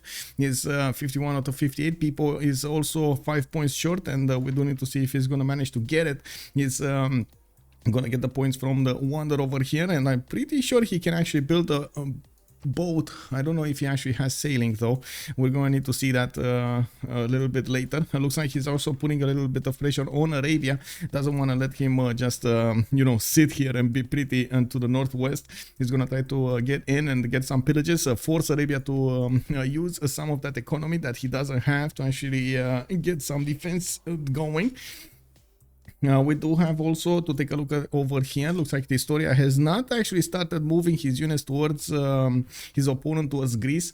He does have the markets coming around, the campus also in Mashhad. Looks like that campus was from Bactria and not Mashhad. This is going to be another one coming up here, +4. Gordian is going to get it next to the mountains, and yeah, he's using, look how he's using his government plaza to increase the GCC of his districts. An encampment put down from Bactria, another one from Tarsus. I do see it's going to be a +4 campus between the mountains and those two encampments. Flying toilet, why is it 1047? Well, it is, you know, they're serious players. That's why. They're serious players. We do have over here mercenaries coming up from dISTORIA in 3 turns, and by the looks of it, he did upgrade those immortals. Now he actually started moving through the forest, and we do see they're clipping closer to those Greek units. I'd also notice Haraiva does have a horse over there. It doesn't look like he's building up an army here. Persia, I'm pretty sure everybody just wants their golden ages. Oh my god, they are so many points away, so many points away from their golden ages. This might become a disaster of dark ages and normal ages in the next era, to be honest. Like, we got 44 out of 46 for Mikado, but he does need actually 57 to get to the golden age. Alexis Krempp is 45-50 and he needs 61. We do have Nawyk on 46 out of 48, but he needs 59. We do have dISTORIA 41 out of 45, but he needs 56, and so on and so forth. Only actually Apology and Pipo are coming very close to a golden age. Ptolmeic below have respawned, still outsinging everybody while pressuring 2 Civs with a horse general. Well, let's see if he actually manages to outsim all of them. He's on 40 science with 57 culture. He does have 145 production over here. Mikado did manage to get to 48 science and 53 culture with 105 production, and I do see he's getting his walls up. He's gonna get a decent amount of culture boost when he's gonna get the next level. I do see him getting a granary over here in Beijing, and I do see he did build a wall of horses to stop any kind of Egyptian mischief coming up from the northwest. It doesn't, I'm pretty sure people cannot push even with less horses. He couldn't have pushed just because of the lack of Merino chariot archers. We do have him yeah, there we go, retreating his units back to his borders. He did his job over there, tried to put as much pressure as possible on the economy of his opponents.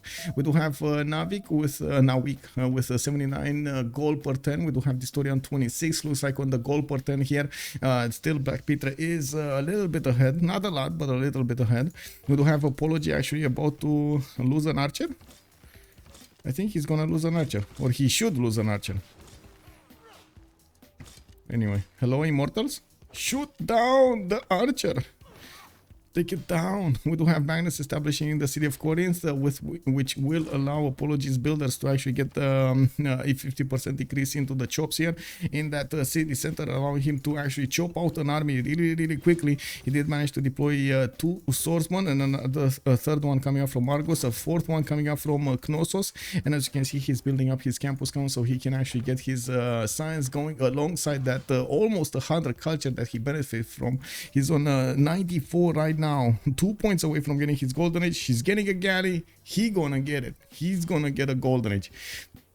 We do have also a Nawyk over here coming up 3 points short of a golden age. He got so many points in such a short amount of time. With Magnus able to allow the chops in for Oracle, we might actually see him trying to chop it next turn.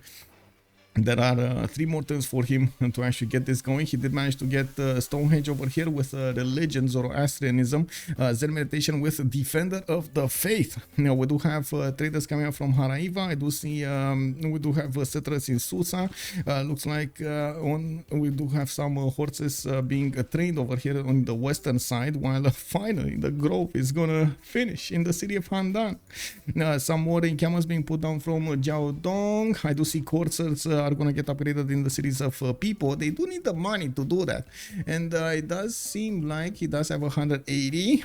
I'm pretty sure he actually has the half cost card also. Let me actually check. Does he have mercenaries? No, not yet. Oh, he doesn't have mercenaries. Oh no. Where are your mercenaries, my sir? He did manage to make another wave of units to the northwest. I do see spearmen coming around to defend the cities of Arabia. I do see another wave of builders with new holy sites. Arabia is keeping 658 faith in the bank right now. He just jumped up to 755. Is he actually aiming to buy something? Is he actually wanting to buy something here? Because that's a lot of faith, and I'm pretty sure. Wait, I'm pretty sure he doesn't have his Grandmaster Chapel yet. Civil service coming up in 1. Yeah, he definitely doesn't have it. Castles coming up in 2 turns over there. Housing and food and production on the surrounding breathtaking tiles on oh, who got Colosseum? Nobody rushed or got Colosseum yet. I do have to point out Mikado is starting to generate quite a bit of gold. Look at the gold generated by these walls over here. He has 2, 4, 6 tiles here, another 5 tiles over here, and of course he can just keep on going to the south of Handan, also wrapping around to the east. Not to mention Shurong and Jiaodong could get another wave over here of walls. We do need to see how he's gonna try to get that going. We do have, let's see, Mikado. 11 points out, 46-46. We got Alexis Krempp going for the Dark Age here, 45-50. Looks like Nawyk did manage to get over the necessary points. He's on 61 out of 59, and by the looks of it, he did chop something else, actually, not Oracle. He does have another chop prepared here in the city of Susa, and he's building up more of these settlers, getting a theater square from Shari Kumis, which is gonna be over here. Quite a few Peridesas actually got built. Extra housing over there, quite valuable for him by the looks of it. I wouldn't be well, this city though, this city is so sad. Anyway, we do need to take a look here. Apology did make a wall of swordsmen, and it looks like the Persian immortals are well, a bit stronger, especially with the general on these swordsmen. The land actually helps out Greece quite a bit here. We don't actually see any kind of ranged units to counterattack or against these immortals over here. Well, yeah, we'll see. We'll see how this develops. So there still is Magnus establishing next turn in Corinth, and well, we do see the builder ready to chop something with 5 charges. He does get to chop the walls if necessary. Monasticism, he's gonna do it. Monasticism, we might see it. We might see him jump up so high in the sky over here with his science per turn. We do have dISTORIA also going Dark Age, 43 out of 45. He doesn't have a religion to actually go for his own monasticism. Looks like on the other side, Ptitpascal did manage to get to his golden age, 62-62. Gabzou going dark, 45-48, which we might actually see an attack coming out from him. Both Apology and Pipo got their golden ages. Mikado is also 4 points out. He did manage to get the Crouching Tiger. Looks like he's getting his preserve next turn, and of course that's the turn that the game rolls over. He needs 4 points, and he needs them now. What is he gonna do? Yerevan has been defeated. That was the American army that did manage to punch through the city-state to the south over here, taking it away probably from Alexis Krempp. Now looking at the city-states, we do have Nawyk actually keeping up Bologna. We do have Kabul on Gabzou. Looks like Ptitpascal is keeping up Venice. Wait, Ptitpascal is England. Isn't he in England? Yes, he is England. Okay. Pipo Buenos Aires for the extra amenities over there, not bad, and that's about it. Oh, Mikado on Granada. Okay. That city-state is probably gonna survive the long time. Did he get it? 53. Man, 4 points out. Come on, man. 4 points out, bro. What you gonna do? What you gonna do? Some envoys, maybe? No? Wait, does he have? He does have, right? He did manage to seize Granada. Granada, actually, how much does it require to levy? 110 gold. They do have. I don't know if they can actually spend that much. What if it even matters? Because that's only 1 point. He would still require 3 points. Oh man, quite an apocalypse over here on the Highlands map. We do have a decent amount of civilizations going in either a normal age or a dark age, not hitting their golden ages. I'm pretty sure Alexis Krempp did want to go into a dark age, but the others did not. We do have Gabzou. I think maybe Gabzou actually wanted to do this. Maybe he actually is preparing an attack with the dark age card from America against Persia here.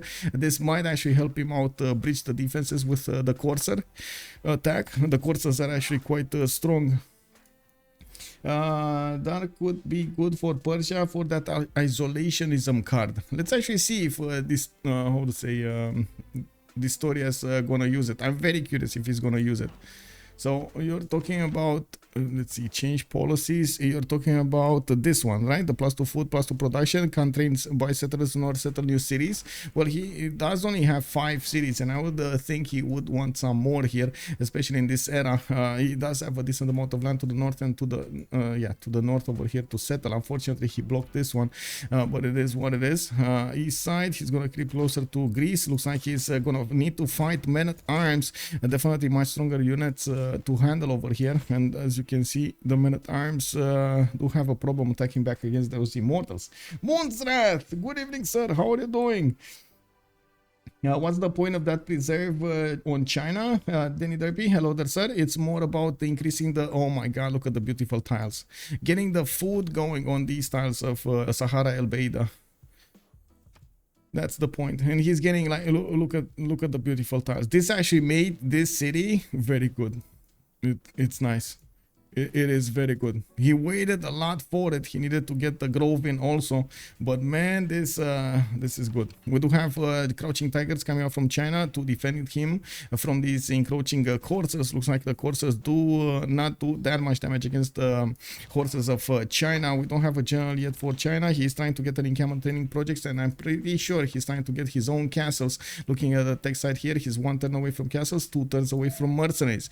We're gonna have a pause of 2 minutes, and we're gonna come back after the World Congress. So we're gonna see the choices, and we're gonna talk about also their bonuses in this golden age.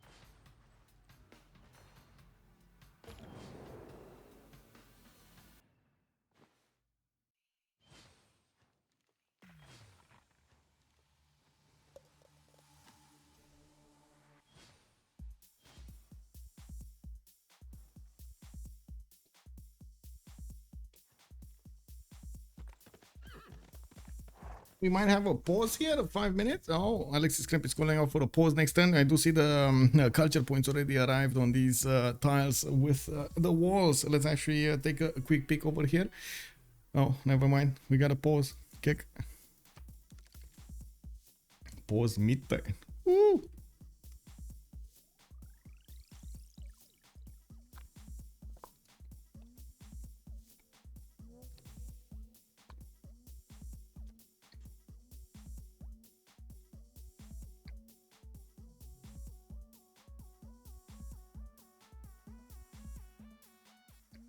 Oh, we're gonna have a 5-minute pause. I get to eat. Whoa. Oh, by the way, guys, I did get an update. Tomorrow we're gonna co-cast with Kacheka, the game between, let me actually see, I think it was GBL and Not Hyena. We're gonna get that going. Very nice, very nice. And later on in the evening, it looks like Easy Katka versus COC did delay their game by 1 hour. I'm gonna need to actually switch up my schedules over here to actually put that in. It's gonna be 1900 GMT and not this one. So we're gonna have 2 games back to back tomorrow. One started up at 1300 GMT, one started up on 1900 GMT. Well, I guess it is a pause. A pause for a pause. I'll be right back. And then I get to eat.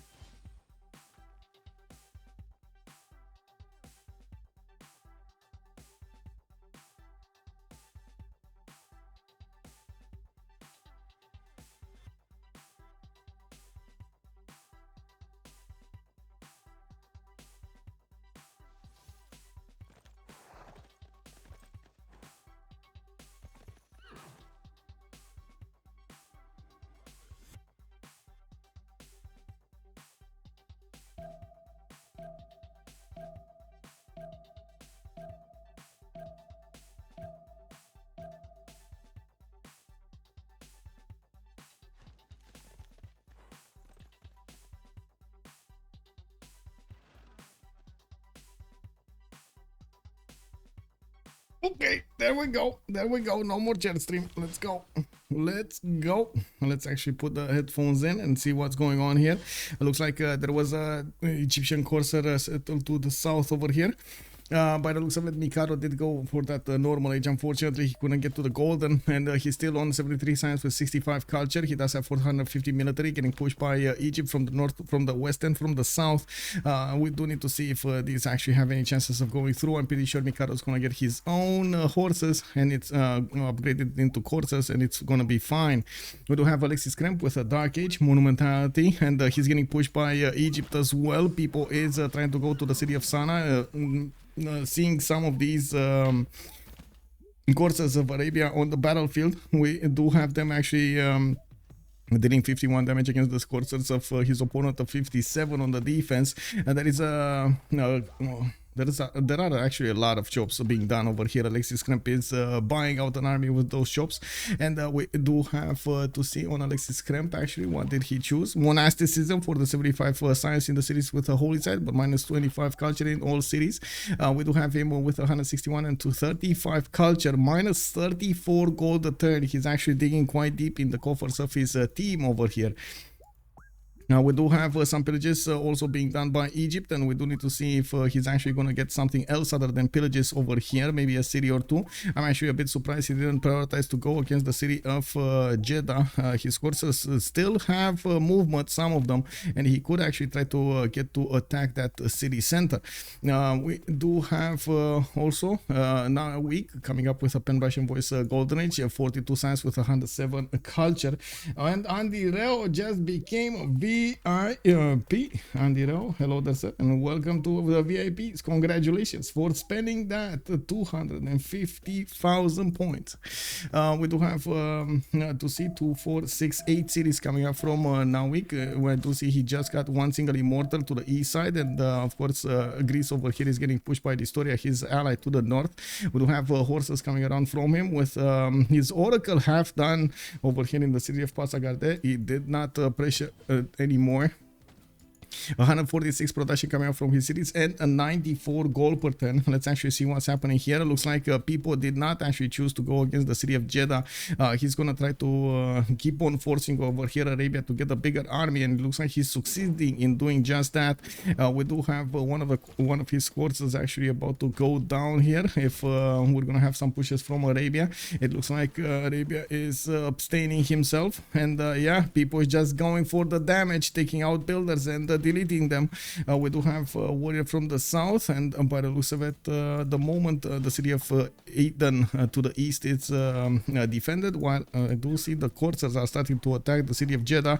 There is a courser going in, and by the looks of it, he's splitting up his army in half. Unfortunately, that might actually not give him anything more than just pillages. Would have been nice to actually have an extra courser to the south to actually put that city under siege. We do have dISTORIA with Dark Age as well. He is actually using the isolationism card, staying on 5 city. He's on 109 science with 35 culture, and I do see him on 124 production. Actually, a lot less production than how to say. Actually, not a lot less, but less production than America on 127. We do have 134 food coming up from Gabzou as well, with by the looks of it 2, 4, 6 cities, 7 cities actually. He did get Yerevan, and I do see Gabzou is upgrading courses over there to defend himself against a possible Persian attack. It's gonna be fine. It's gonna be fine. Gabzou over here at the moment does have only +3 for his era, and I do see the +5 combat strength coming up from the Dark Age card activated. He doesn't have a general with this army to the east, but he does have one to the south, Trung Trak. Now looking at Ptitpascal, 114 science and 37 culture. He's in a golden age, a free inquiry golden age on England. He's starting to build up more settlers over here. 1, 2, 3, 4 that I can see, with 5. Whoa, 5 settlers coming up from Ptitpascal. He's going wide, very wide. We do have industrial zone coming up from Bradford. Looks like he's gonna get an aqueduct over there next to the mountains, and by the looks of it, we do have great lighthouse built over here in the city of London for that gold golden age. Reina is established in the city of Manchester, where there are quite a few of these traders passing through towards Greece, towards Apology. Colosseum has also started in the city of Apology, 53 science with 164 culture. He's actually getting quite big over here, and we might see it, guys. We might see it. I gotta say, we might actually see the return of TVMT against BlackPitre. Remember, it's 1-0. BlackPitre won the first game against them. Now it looks like they're coming out for blood.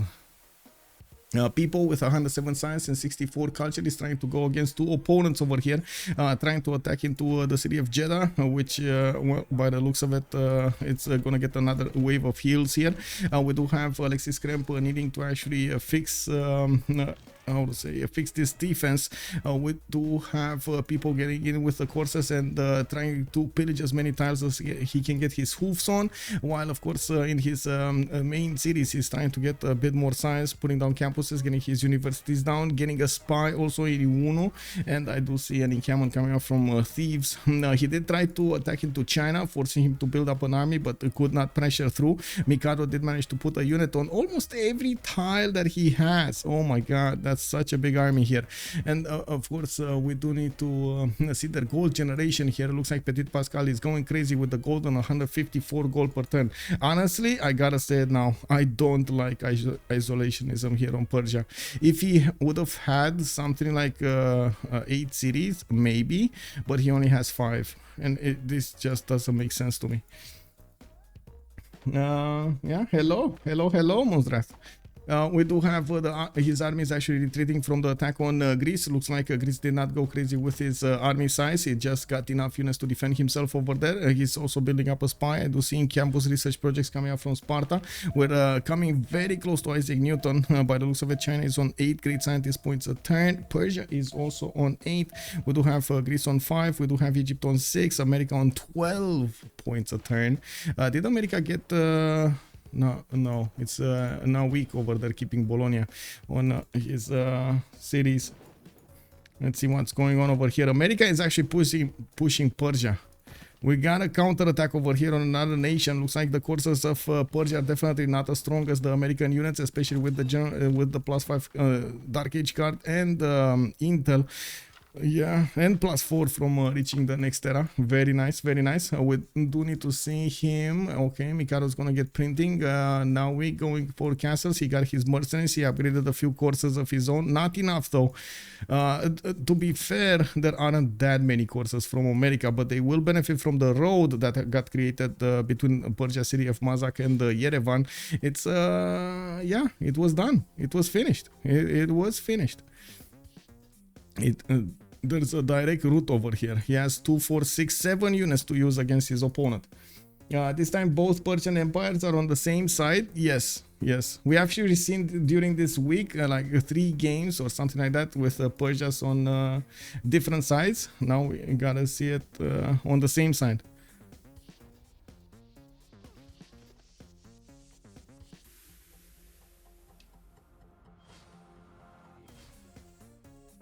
Okay, Colosseum coming up in 7th here from Ephesus. Looks like he got in Governor Liang over there, probably just for the food. He does have audience chamber, so yeah, it's just for the food. Multiple campus research projects are started up. Not a lot of production though on Greece, and by looks of it, China is creeping closer. Is he making projects? Yes, he is making from one city, from Jiaodong projects. Looking at the yield stamp here, Mikado is on 122 production. Apologies on 150, but I think he has more cities.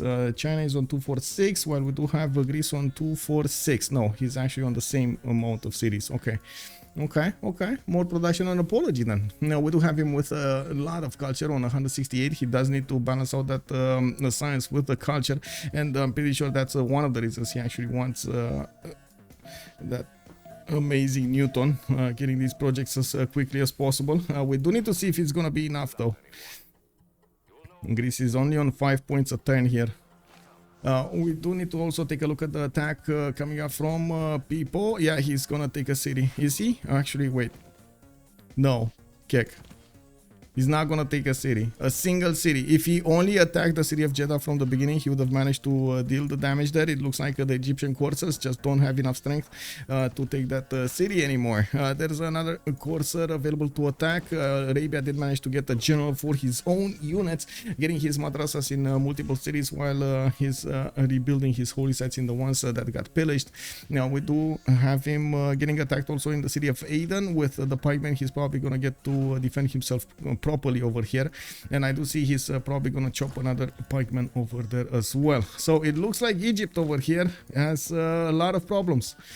He can't scale that fast, and Alexis Krempp is already over 190 science. So he's also on 41 culture. Yes, he's losing gold. He does have 121 faith, which is gonna get rebuilt over here with the upcoming. Well, it's gonna get better with the holy sites rebuilt and the madrasas.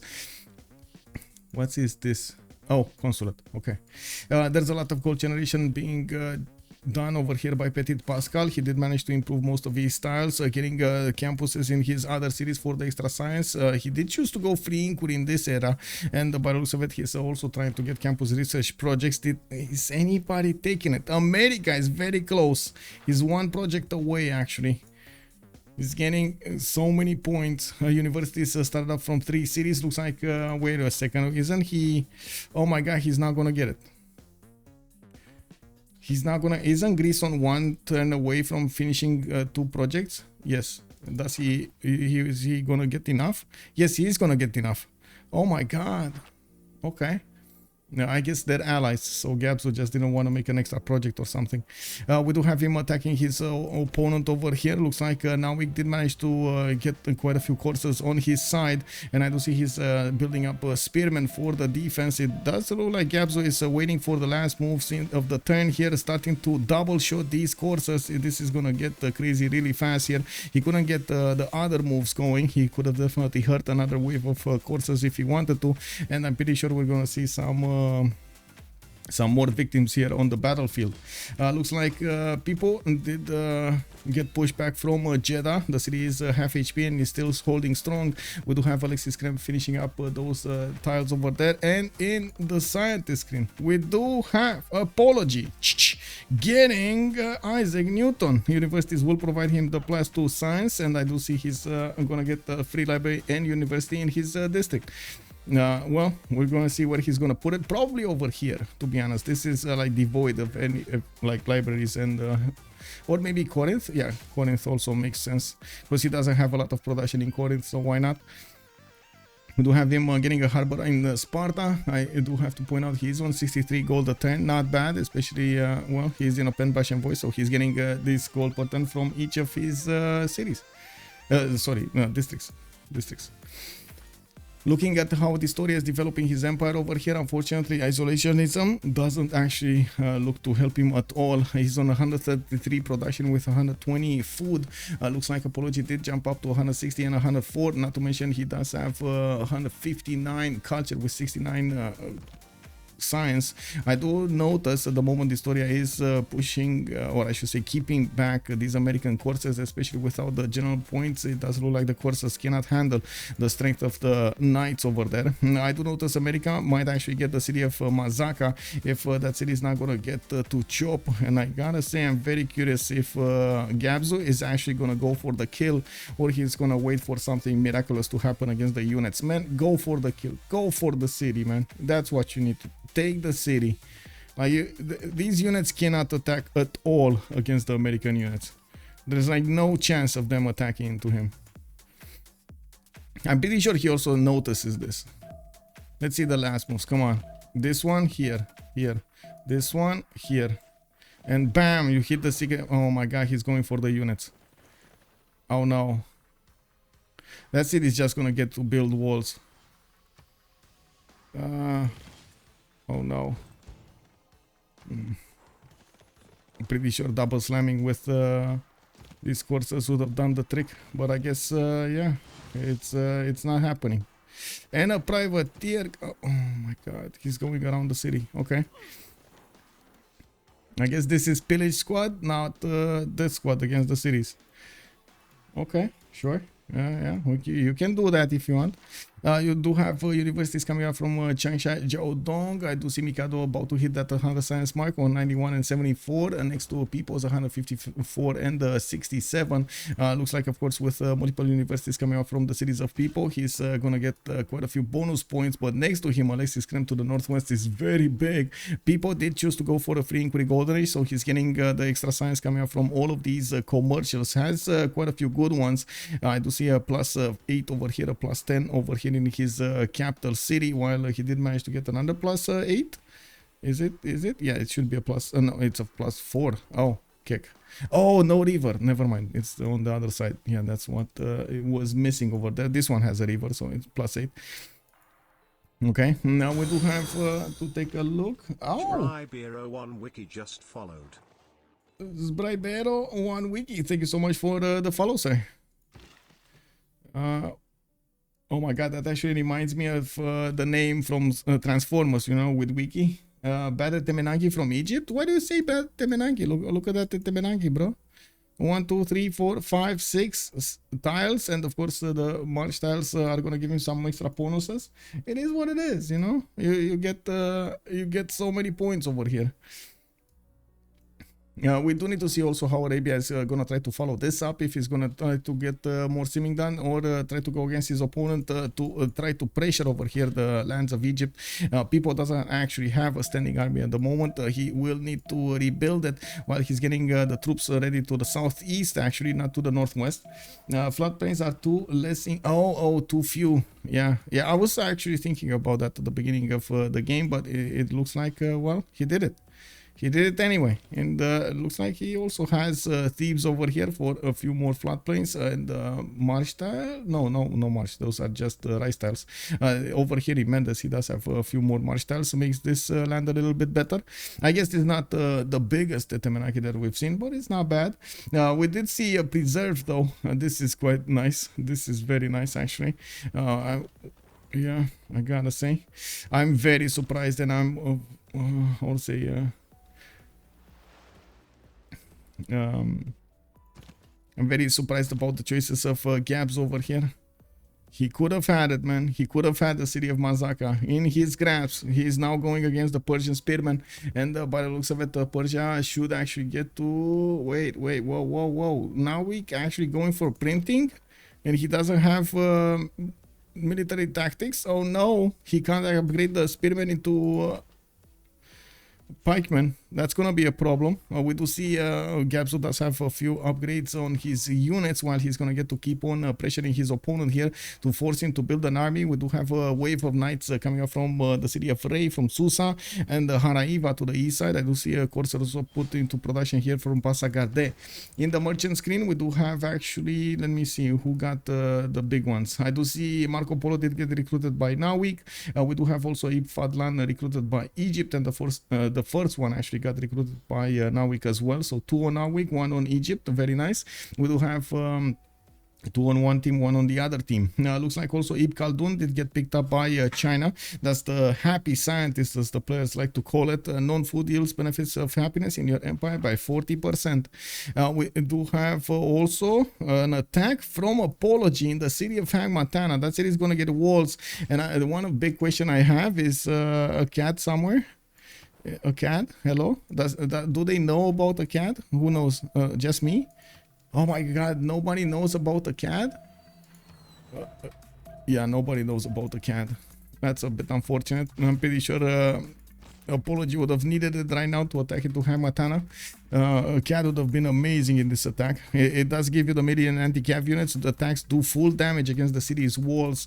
He would have managed to actually deal the damage against that city center.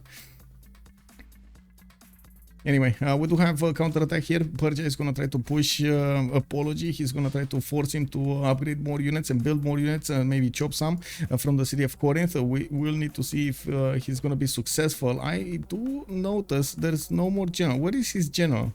I'm pretty sure he had a general here with the Persian units. Where is his general? Wait, did he get Shun Tzu and he activated? He used it for a book? I don't see a book. No.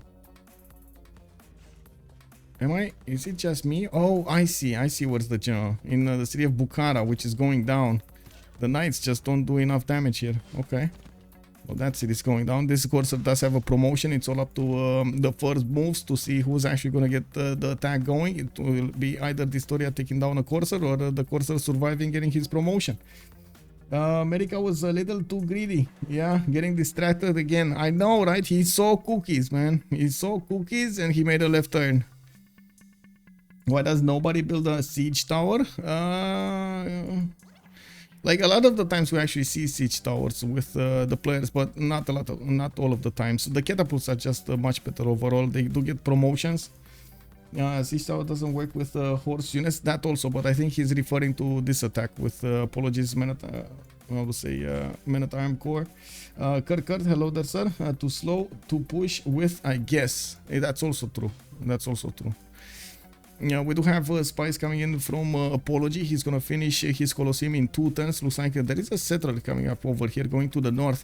I'm very surprised we don't actually see the settling done by Apology in the north. And by the looks of it, oh, I see. They actually will set up Sunderland with Sparta for the trade routes. But so many trade routes have already been set up over here. I find it unlikely that's gonna work. We do have shipyards also coming for the extra production on Ptitpascal. I do see he's spamming them from all of his cities as quickly as possible. Ptitpascal is on 175 production, 144 science, and 45. That is before he's getting this wave of shipyards in his lands. Alexis Krempp about to breach that 300 science mark. He's on 286 points and 43 culture, going very quickly through the technologies. We do have him with more madrasas and more campuses coming up from Medina actually in Damascus. He still didn't get more units to go against Egypt. He's very low in the gold per turn over here. He's actually on minus 36, while his allies are actually struggling to keep up. We do have the first city taken away from Persia. Nawyk lost the city of Bukhara. We do have the pillages actually from his own city taken, and I do see America can keep on pushing. We're going to need to see if he's going to manage to breach through for another city takeover. He does have to confront quite a few spearmen and some coursers with knights on the battlefield now. Maybe the city of Ray might be a target here for him. He does have a spearman to take out with one shot, and of course afterwards maybe these coursers are just gonna get through towards the city of Ray. And Sasu, good evening, sir. Hello there. Wait, we had a question. And Sasu, you were the one that called TVMT the name with the ninjas. How did you call it? I totally, like, I don't forget. I know it was something related to Teenage Mutant Ninjas, but I don't remember what it was. What did you do, man? What did you say? No gold, no gain. Bex bomb you and senor, and yeah, indeed, it looks like the gold per turn is unfortunately quite low on BlackPitre. They couldn't manage to balance out Alexis Krempp's minus gold over here on Saladin, and of course with dISTORIA and isolationism over here, he's not making any gold. He is trying to get his caps going though, and we're going to need to see if Gabzou is going to keep up with that technology. He does have 113 science of his own with 44 culture. It looks like ballistics coming up in 5 turns here. And I do see a wave of knights is also coming from his cities, trying to get an encampment training project for the next general. We do have America very close to actually recruiting Amina, which is going to give him a Renaissance and Industrial Era bonuses. He does want Rough Riders. Teenage Mutant Ninja Tsingy. Oh wow, yeah, there we go. Teenage Mutant Ninja Tsingy. Oh man, oh man. Anyway, we do have intelligence agency coming up from Mashhad for a free spy, and of course higher percentage of finishing the missions. It looks like America is trying to push through the next wave of units. Now Nawyk did manage to get his pigment technology, and he's going to start upgrading his spearmen. We do have quite a bit of gold in the coffers of Nawyk here with 353 gold. I guess he's not even close to the coffers of TVMT though. Ptitpascal on 400. We do have Apology on 543 as well. He's starting to balance out that science, that lack of science that he has in his series. And I do see Terracotta Army coming up in 4 turns. I think somebody else was building it. Wasn't it built somewhere else? Let me actually check this out, because I'm pretty sure I saw Terracotta Army getting built somewhere. Where was it? So China, no. Persia, maybe? No? No. Oh, the other Persia here. It's getting built here. Oh, he put it. Oh my God, he didn't finish it. He didn't finish it. This is unfortunate. This is very unfortunate.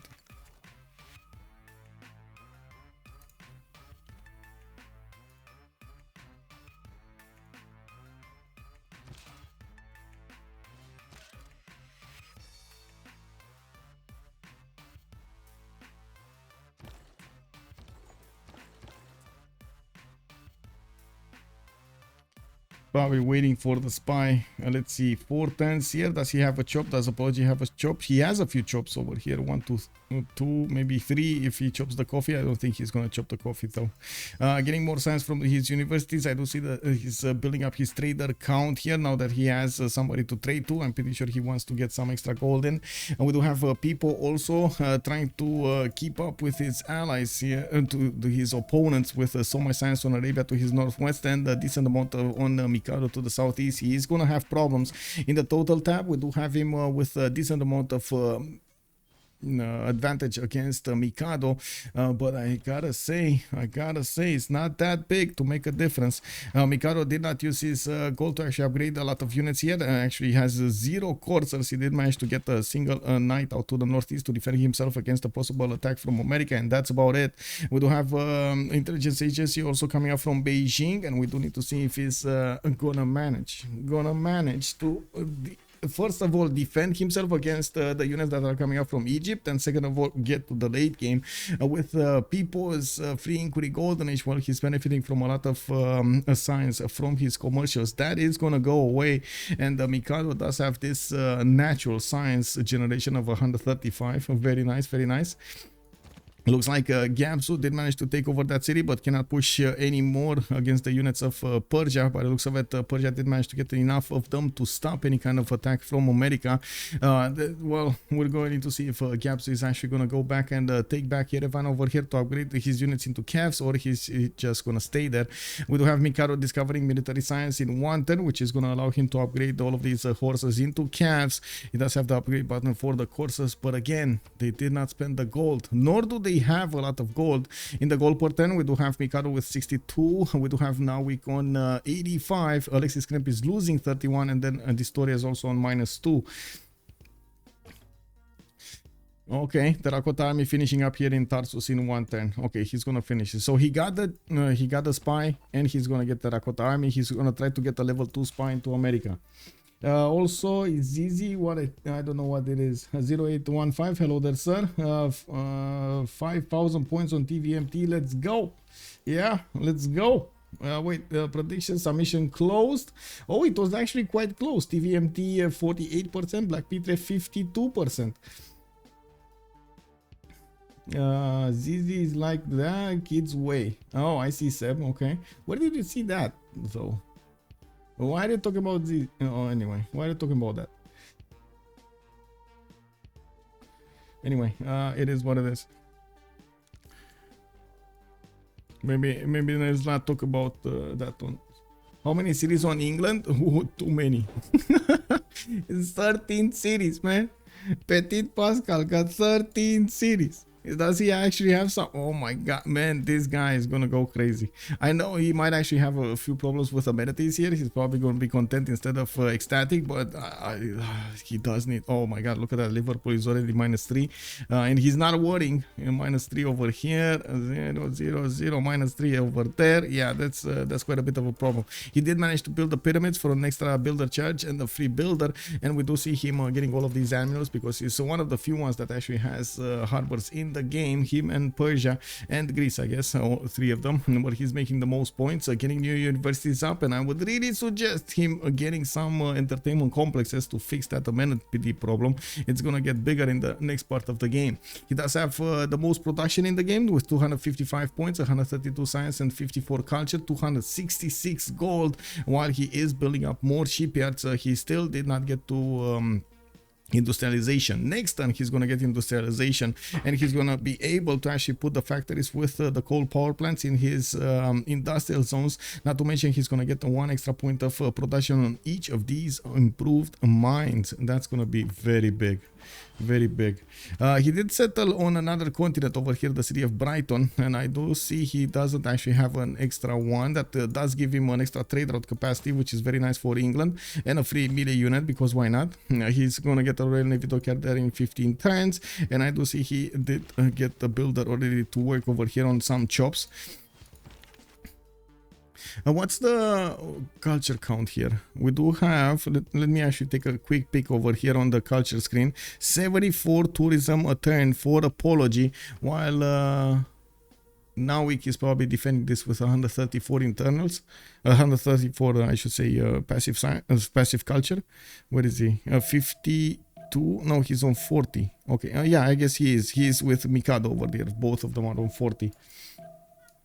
Mikado getting his armories up. I do see him getting a new encampment from Changsha. 3 encampments are gonna finish over here for him, and of course he is bunkering down to actually withstand any kind of attack from Pipo. We do have a massive amounts of units coming up from Egypt, trying to build up his unit count, getting to ballistics so he can upgrade his units into cuirassiers, especially the knights into cuirassiers. He is gonna get the trebuchets to upgrade into bombards, and I do want to take a look at his general. Where is his general? Does he actually have a general for this? That's Hannibal Barca. This is John Dark. John Dark is a Renaissance Industrial, the correct one to go.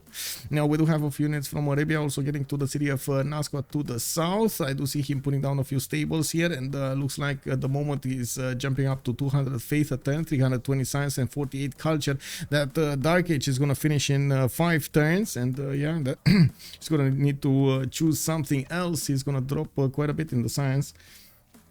BlackPitre has not enough gold to upgrade, so GG already. Well, that's a problem. They need to fix it somehow, and it doesn't look like they're fixing it.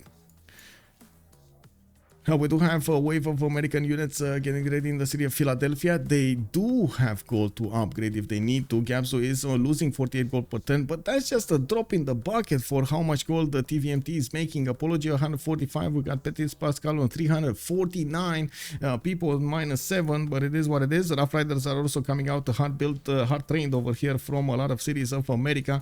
He's gonna get to upgrade quite a few of them on the east side, and he did manage to recruit Amina, so he gets the general bonus as well for these units.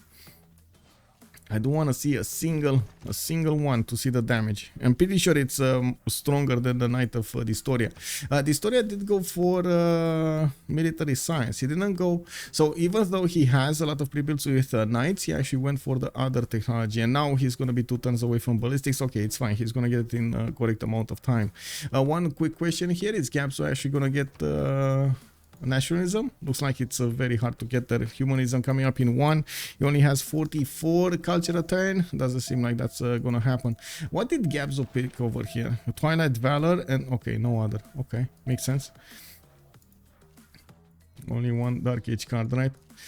We do have Pipo upgrading his units, and looks like he's gonna try to get a wave of attacks against Mikado. This will push their economy to the brink, with Mikado getting attacked, and he's one of the ones that is making gold on BlackPitre.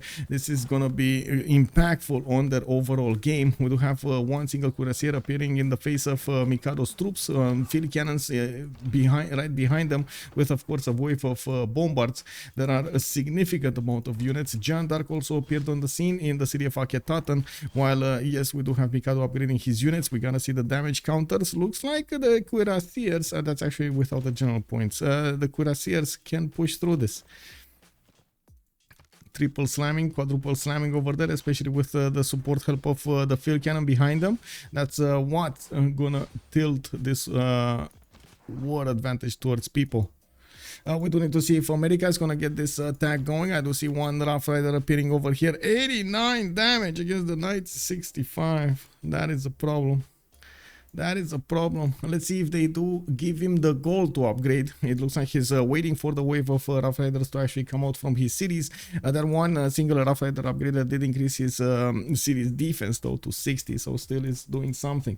Hey Raccoon! Bonsoir monsieur et bienvenue! Isn't Alexis doing the helicopter rush with Arabia and monasticism? Firsos did explain this strategy on my Twitch channel this afternoon. I mean, he's trying, but I don't think he's gonna get there, to be honest. I don't think he's getting there. Yeah, but they won't have enough gold for this though. Yeah, exactly. They won't have enough gold. That's the problem. Alexis Krempp is already finding. He's not even gonna get there, to be honest. Like we're 4 turns away, and he didn't get steel. He's getting refining, so he's gonna need steel. He's gonna need combustion. He's gonna need plastics, and then he's gonna need synthetic materials for those helicopters. That's quite a few technologies that he still needs to go through, and he's gonna lose his monasticism advantage here. He's gonna drop to probably 180 or something, or even low, like 160, 180 science. What would he do instead, in my opinion? I think he should have done it differently. To be honest, I think he should have pushed people with Mamluks right after. When we saw corsairs coming up from Egypt, he should have had Mamluks and tried to get a few more cities on the west side to build up his holy site, his faith per turn, and then follow up later on in the game with just straight up buying units with faith. But yeah, he made the sacrifice of going monasticism here, and it looks like he's not hitting the timing. Aluminium reveal is kind of far away. That too. Gabzou getting his rough riders closer. Looks like, we'll see. Also Ferno, Helizar oil, not aluminium. They don't need it. Yes, they don't need it. That's on BBG, I believe.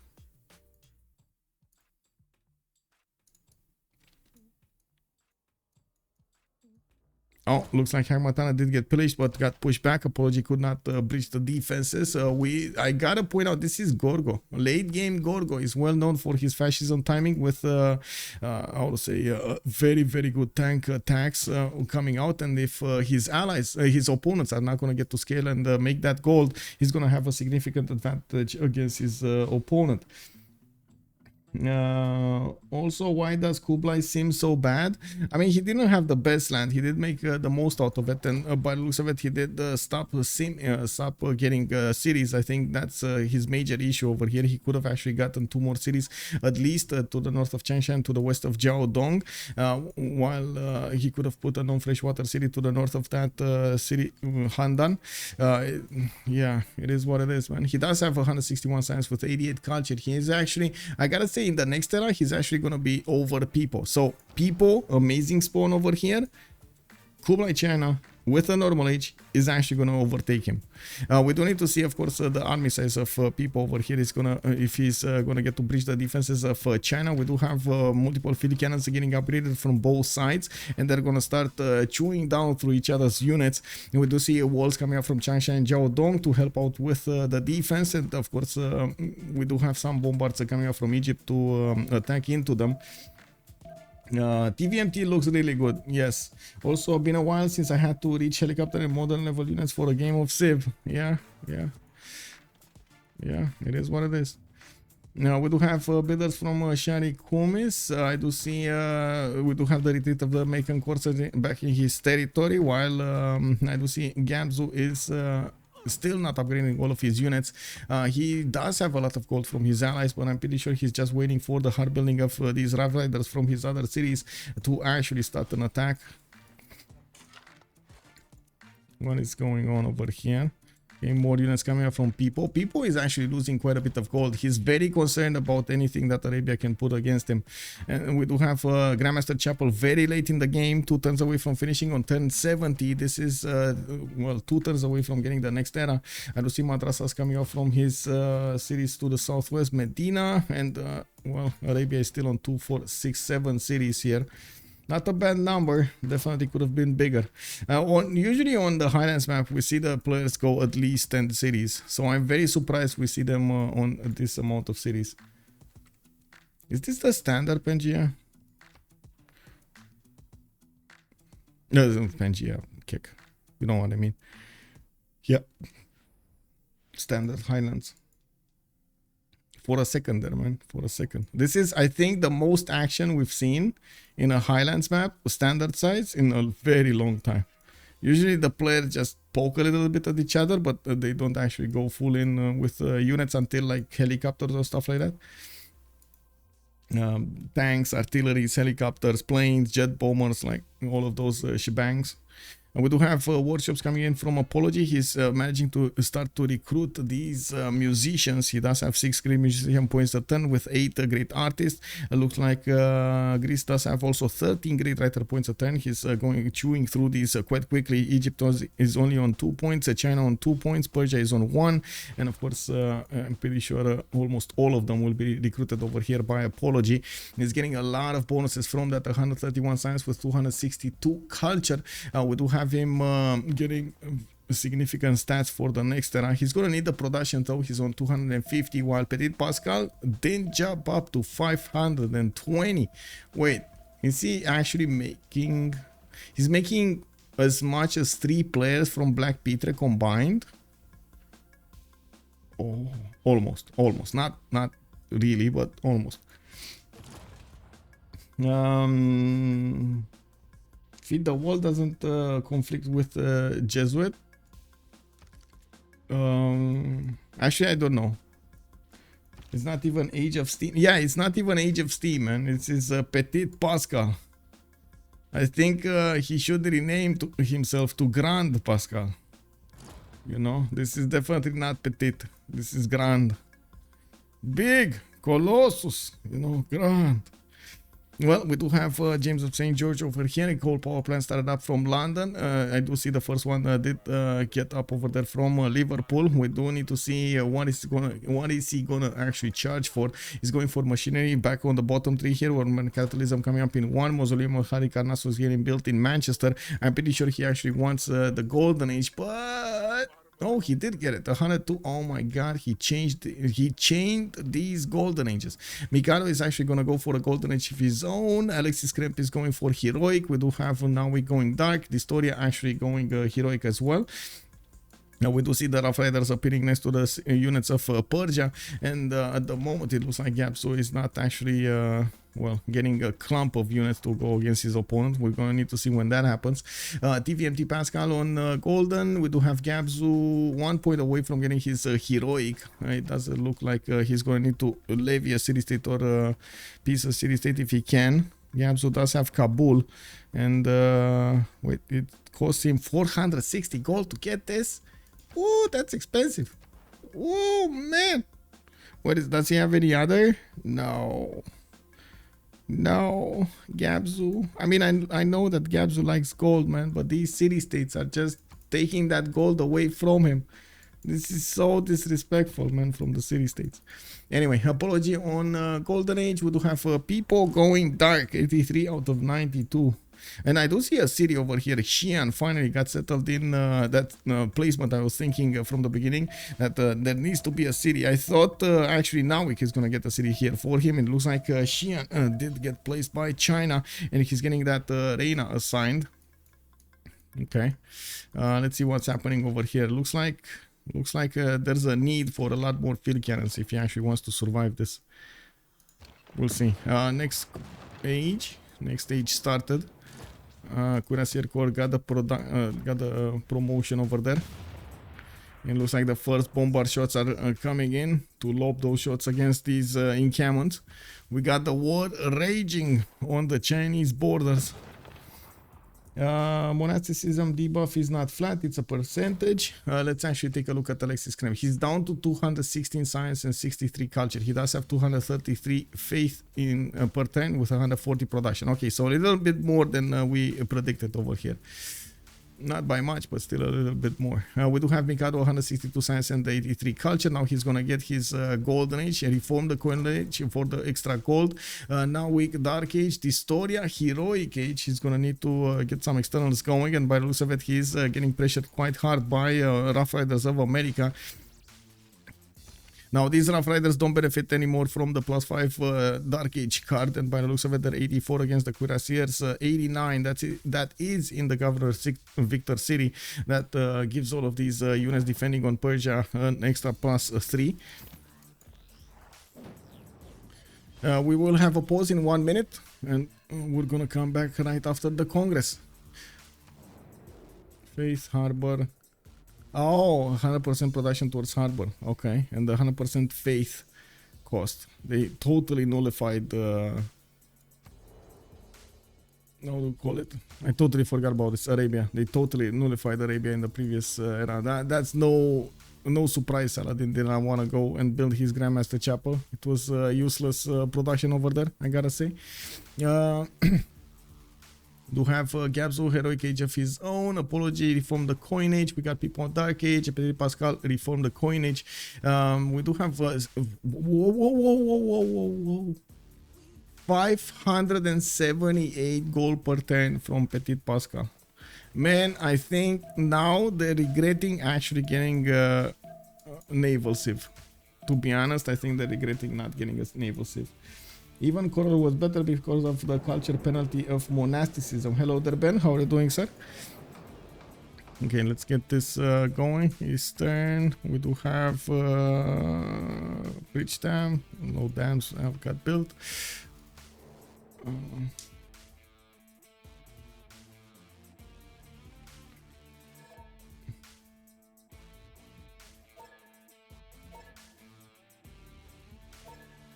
Okay. So, be right back. 2 minutes.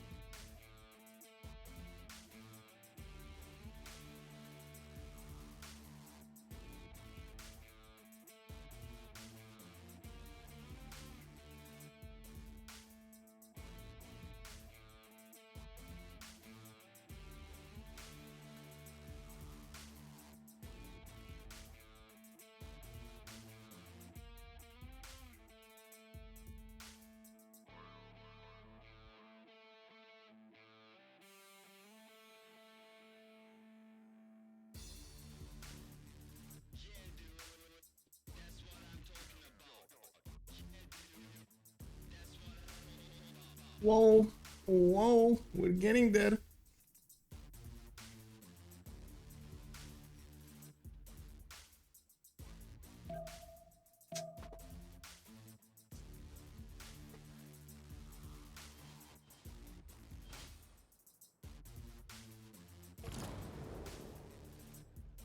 There is no way you can win this game when England is maxing 4 times your whole team gold. Well, it is gonna be a challenge, but they're not giving up, man. The real boys over here, they're not giving up.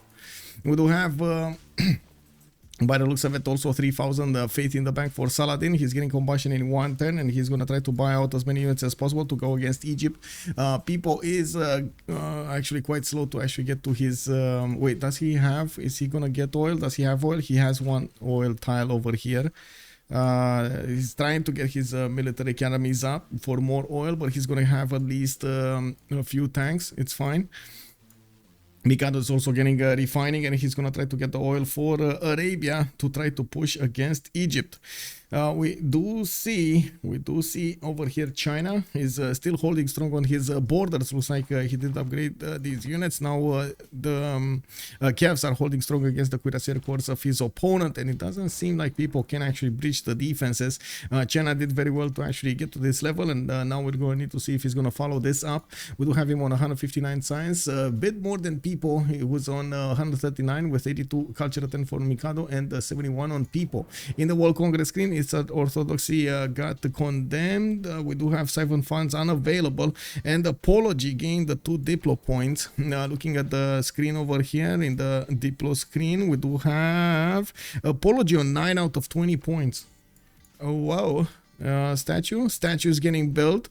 He's gonna get to finish it in 5 turns. I do see Alhambra also beginning built in Knossos, getting a few more art museums, and I'm pretty sure he's actually trying to push through the culture screen as well. He's on 7 out of 54 of these tourists. Very important. We do have pikeman coming up from Hanaiva. Looks like a pikeman coming up from Sparta to defend himself over here. These Rough Riders should be able to push through the pikeman if they want to. And I gotta say, Gabzou again is kind of choosing the harder target to go against instead of trying to go against Persia. I'm pretty sure the Persian units cannot attack into his Rough Riders. How does people usually decide who to go for Diplo when, by the way? It's a matter of safety and culture. So if you do have the culture, yeah, basically, and safety, you gotta be safe. So Gorgo over here is quite safe, right? Persia next to him doesn't really get to attack him that much. He's getting pressured by America too much. We do have dISTORIA next to him that has way too low science and culture, and of course the production is just not there. 122 versus 280 of Apology. Yes, we don't actually have a lot of units here from Greece, and I'm pretty sure Apology would need to bring a few more to the table, but he's relying as much as possible on America to pressure his opponent. They designated Gabs over here to be the nuisance of the game. I think we need to see the tanks. This is the turn. Is this the turn? We just okay. Alexis Krempp is actually going for he's going for plastics. Oh my god, he's bypassing tanks. He's going for helicopters. Okay. Okay, well that actually gives people a little bit more time. Getting steel in 4 turns, civil engineering in 1, and by the looks of it he's building up his military academy count. He does have 3 of these getting built here, with the wave of armories getting built in the southern cities. Maybe it goes to the Civ player that's in a good position, safe from the other team. Yes, it's a combination of both actually. Reikiyoshi, good evening sir. Yeah, we do have the walls down in the encampment defending Changsha, and of course if they do manage to get that, they're just gonna get closer to the other tiles that can shoot against this encampment over here with the field cannons, and these field cannons do okay, decent amount of damage. We don't have a general for them though. I only see El Cid. I don't see a general over here. Oh my god, Jose de San Martin is the next one. It's so expensive. Did Arabia get a general? He has Ethelflaed, that's it.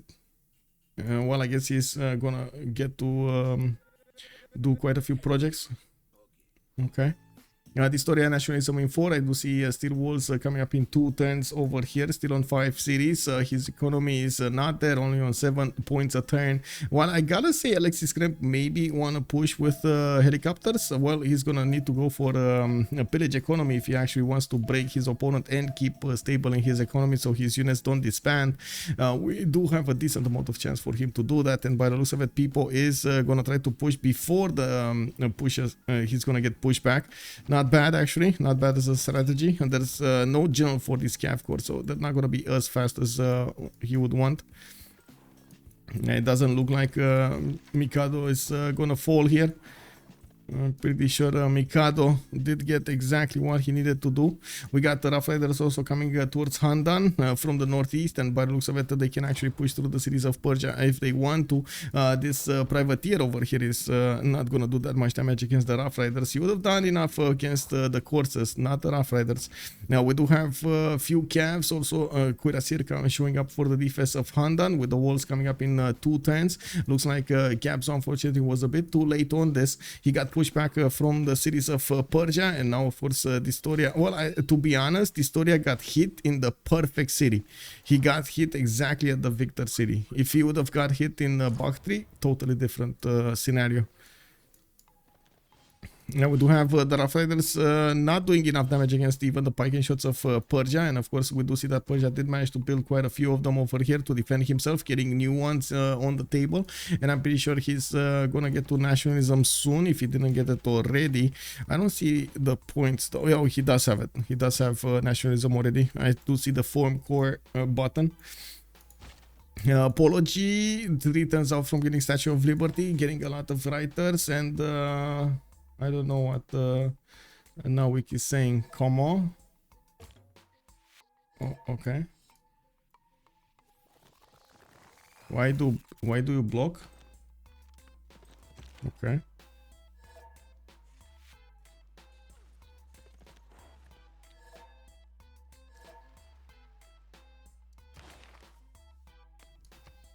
What is this blocking?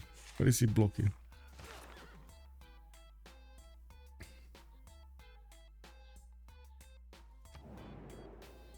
Oh, Siphon Mission. Okay. I guess they're talking about this one, the Siphon Mission. It's not getting the gold, man. Nawyk over here has a problem with the gold.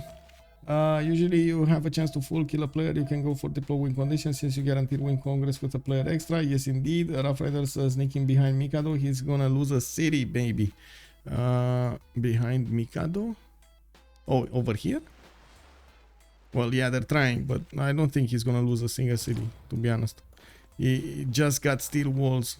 He's not gonna lose a single city. It's fine. Also, his traders are protected because he's in reform the coinage. You can see the international traders will provide him the +3 gold, and the first sentence is your traders cannot be plundered. They're somehow invincible over there. The mission was launched before the Congress. Oh, I see.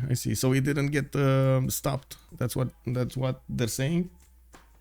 Bonsoir. Okay. Kilvakisma coming up in 310s over here. We do have Potalapelas also coming up from Eritrea, and by the looks of it, in the Diplo favor, TVMT is quite far behind since they did win most of the choices of the beginning. Now I think the big question is Egypt gonna survive the onslaught here? And of course, what Ptitpascal is gonna do in the next part of the game. Now he will need to sim up. He's getting a few arenas in his entertainment complexes to get those points of amenities going. I do see he needs to build one from Bradford though, but he needs to be careful what is he gonna build and when is he gonna build. I do see Newcastle upon Tyne did build the statue of Zeus here, giving him a few free units. We do have him with a wave of builders, factories, and he did manage to get to 526 production, 627 gold. Now campuses are gonna need to be finished. We do need to see the new wave of districts over here. I'm actually surprised he didn't build one from Plymouth. He does have a +3 over here next to those rainforest tiles and the mountain.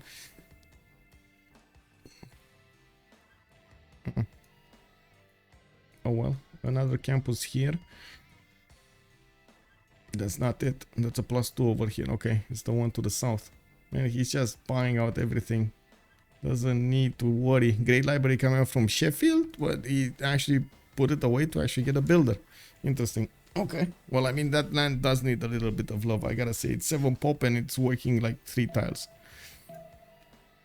Not very big. Not very big.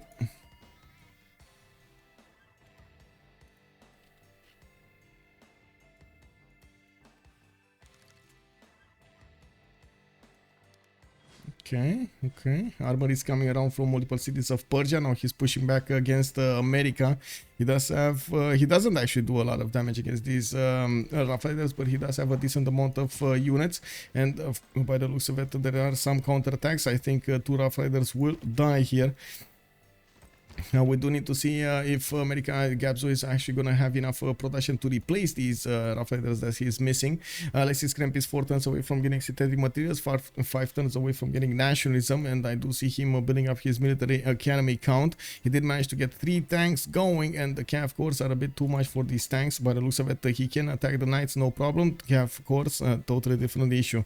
There's also Ethelfled, but that's not the correct one. He needs to get Jose de San Martin, which is going to require a lot of production being put into these projects, but that's exactly what he's going to need to do after he finishes his military academy. Well, I guess, wait, the helicopters don't actually need a general. They are way too fast for a general anyway, so he doesn't care. It's fine. Okay, it looks like Pipo did retreat over here. They spent a lot of gold on this attack going against Mikado. They stopped him from actually simming, which is pretty good. Mikado is on 146 science with 83 culture, 164 production. Not on the same level of Pipo's production, but he does have about the same science and culture. Now we do have some rough riders also getting in to the lands of Persia, trying to see what's going on over here. They can't really hit the city of Xi'an because it does benefit from steel walls. We do have also the Persian cities defended by the parking shot, so these rough riders will have a hard time actually pushing through anything here. Tanks turn 77 is pretty good. If he has faith to buy tanks, it may just work. Oh, he's not going tanks. I was thinking the same, but no, he's going actually helicopters. Synthetic materials in 3 turns, and he does have 2500 faith in the bank. So, and he's making 267 a turn. The problem is the gold. The problem is the gold. Like they don't have gold, and I'm pretty sure he's gonna need to start pillaging if he actually wants to defend or keep his units.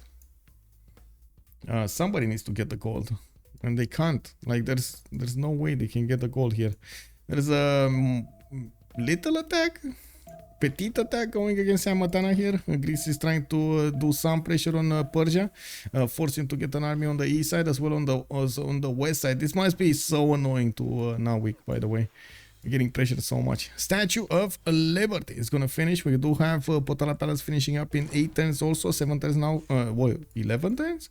Oh. Did he finish Alhambra? And he got an extra card. So we don't see the full production. It should be like 6 turns. Apologies on 7 out of 61 of these points. We do have him on 12 out of 20. He's gonna get 13 out of 20 with Potala Palace, and I gotta say he should be able to build Mahabodhi Temple. So that's gonna be an extra 2 points. So that's gonna put him on 15 out of 20. That is very significant.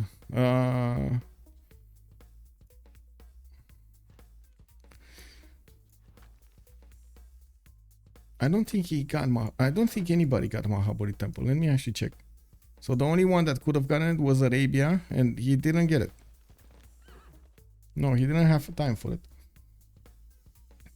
Petite attack, yeah. He can run gold making projects and buy units with faith. He can probably sustain a push, just needs to commit to it. You say he can run gold making, but he has no commercial to do that, or harbor for that matter. I wish that was true, man. I wish he could, but he has, yeah, he doesn't have any.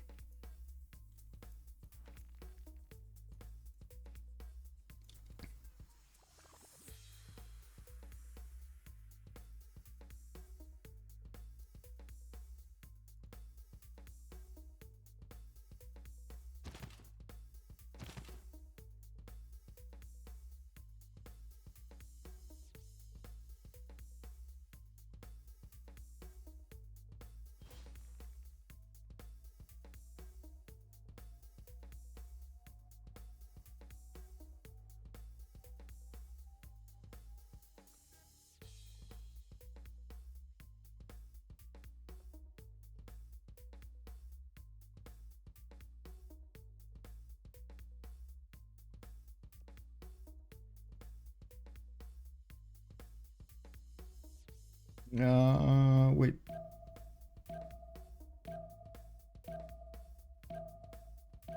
Those are not the only projects that give gold, in case you forgot. Okay, does encampment training give you gold? I don't think so. As far as I know, it doesn't give you gold. It gives you... It doesn't. Oh, wait, encampment training project. This one, right? Oh, provides. This base which provides gold every 10. I stand corrected. It does provide you gold. And yes, I did forget this. Oh, Mahabodhi Temple is getting built. And we do have encampment training projects. Let's see how much gold. So he's on 35 gold per turn right now. Let's see.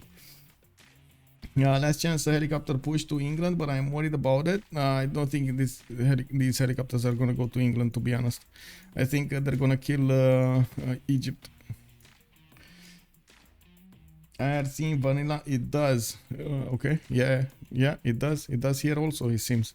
And we do have the American Rough Riders dying next to the units of Persia to the north of the city of Ray. By the looks of it, he did stop the push of Persia before he actually got to the cities of Philadelphia and Los Angeles. New wave of Rough Riders is coming in, while Gabzou is going to try to get a setup to the north. Now, I do need to see if actually we're probably not going to have a chance for Greece to actually get that Mahabodhi Temple anywhere. It does need the holy site, he does need the temple in it, and of course the shrine, not to mention he's going to need to get quite a few chops for Mahabodhi Temple. It's a bit too much for him. I think he could have put a city over here in the south and probably used the chops to get that, but he didn't, so it's not there. Also, even a city to the north over here, put Magnus in and chop it down. I'm very surprised he's not actually expanding there. I think he just feels he's safe and with enough cities. Yeah, we do need to see also the technology here. Alexis Krempp 1 turn away from synthetic materials, 3 turns out from nationalism. We does have almost 3,000 faith in the bank. This might not be enough to get enough of those helicopters.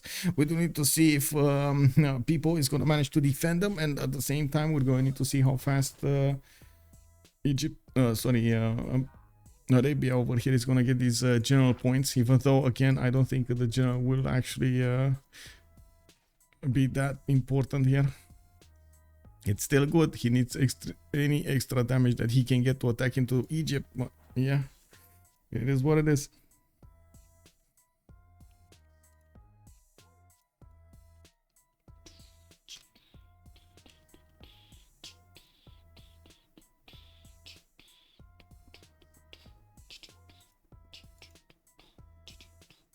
Oh, I see.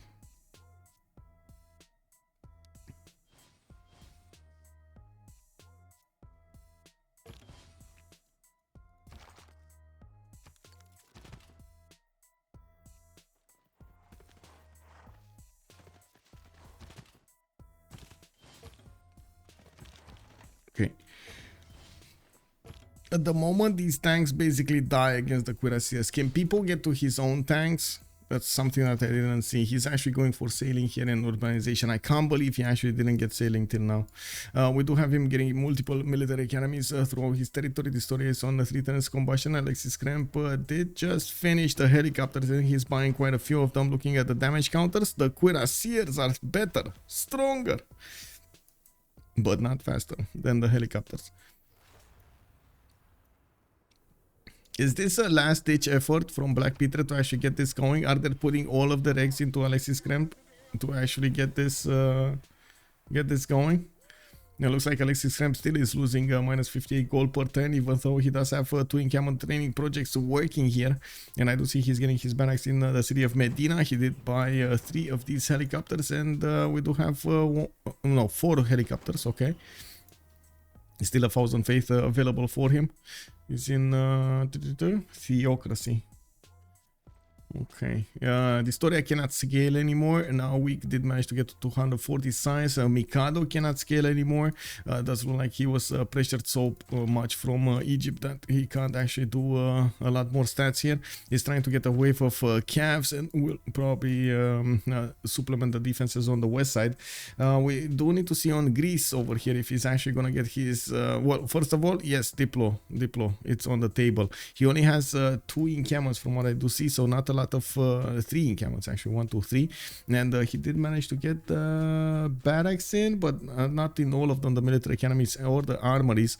He's going to need to finish those up if he actually wants to go for some hardcore tank artillery push with fascism at the next part of the game. He does have refining in 5 turns, and by the looks of it, ideology in 3.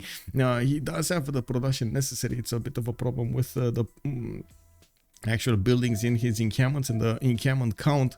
From what I do see, he's getting all of these musician points in. He did manage to put down Apadana 2 turns from finishing in the city of Sparta, while he's pushing quite hard on the Diplo victory screen. We do have him on 12 out of 20. I'm pretty sure they're gonna minus him down in the next World Congress. There's a lot of favor here coming up for BlackPitre. Okay, guys, what are the chances of success of this strategy? Well, how much do you think he's gonna get here? Is Alexis Krempp gonna take down Egypt or not? With helicopters. Is this happening? Krempp doesn't have a spy, and neither he has a proper general. That's why his units are weaker. Well, yes, but the end result is units are weaker.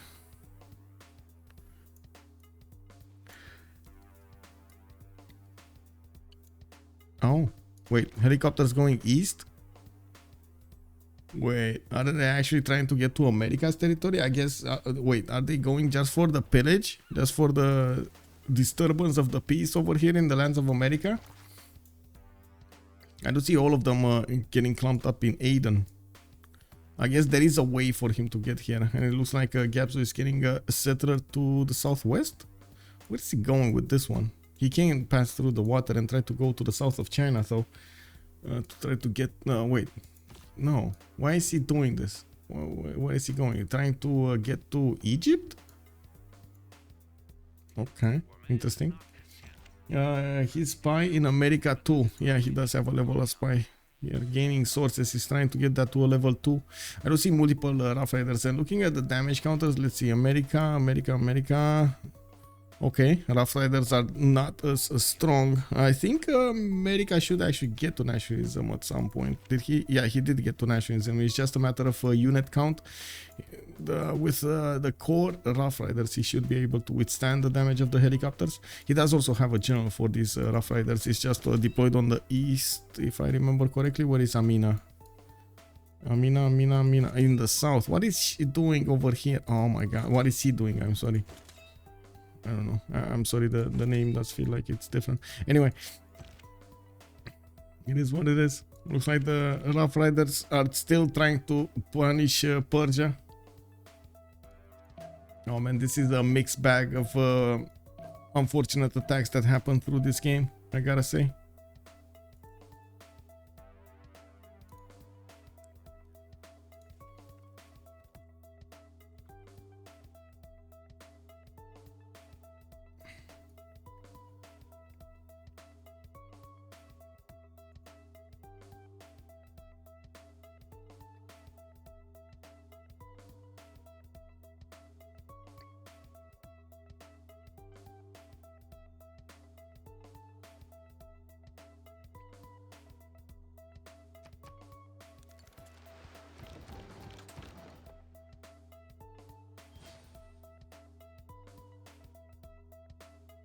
Show yields. There we go.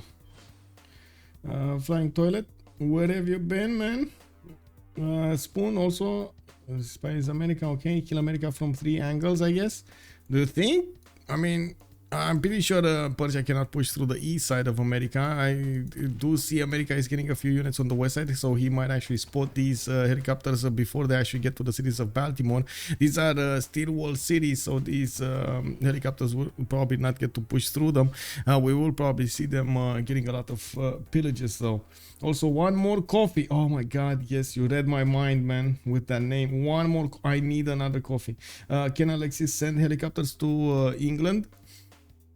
Yes, he can. He actually has a helicopter here, but I don't think England is going to be disturbed by this. 250 science, 153 culture. He's reformed the coinage economics coming up in 3 turns. He does have his own cuirassiers coming around here and a lot of gold to help this out. Quite a few also sea dogs are starting to get into position to stop them from actually stop these helicopters from getting into the water. And it looks like Arabia's one single helicopter did get spotted. He's actually again splitting up his units. And trying to do many things at once and not doing anything at all, actually. Minus 67 gold a ton coming up from Alexis Krempp, 4 tons away from Mahaburi Temple. This attack from BlackPitre looks like an exercise in futility. Well, I don't know if it's an exercise in futility, but you know, they actually wanted this, right? They got from the beginning into this with Arabia. They actually wanted to try out this strategy against their opponents, and honestly, it doesn't really seem like it's working. We do have now Cuirassier Corps, a line of Cuirassier Corps stopping any kind of advancement of the units of Arabia, and Alexis Krempp is moving those units to the east side. I'm pretty sure Gabzou is aware that this is going to happen. A lot of units are going to come against him, and he's going to try to prepare for this. What is Nawyk complaining about? Nawyk is really triggered over here, to be honest.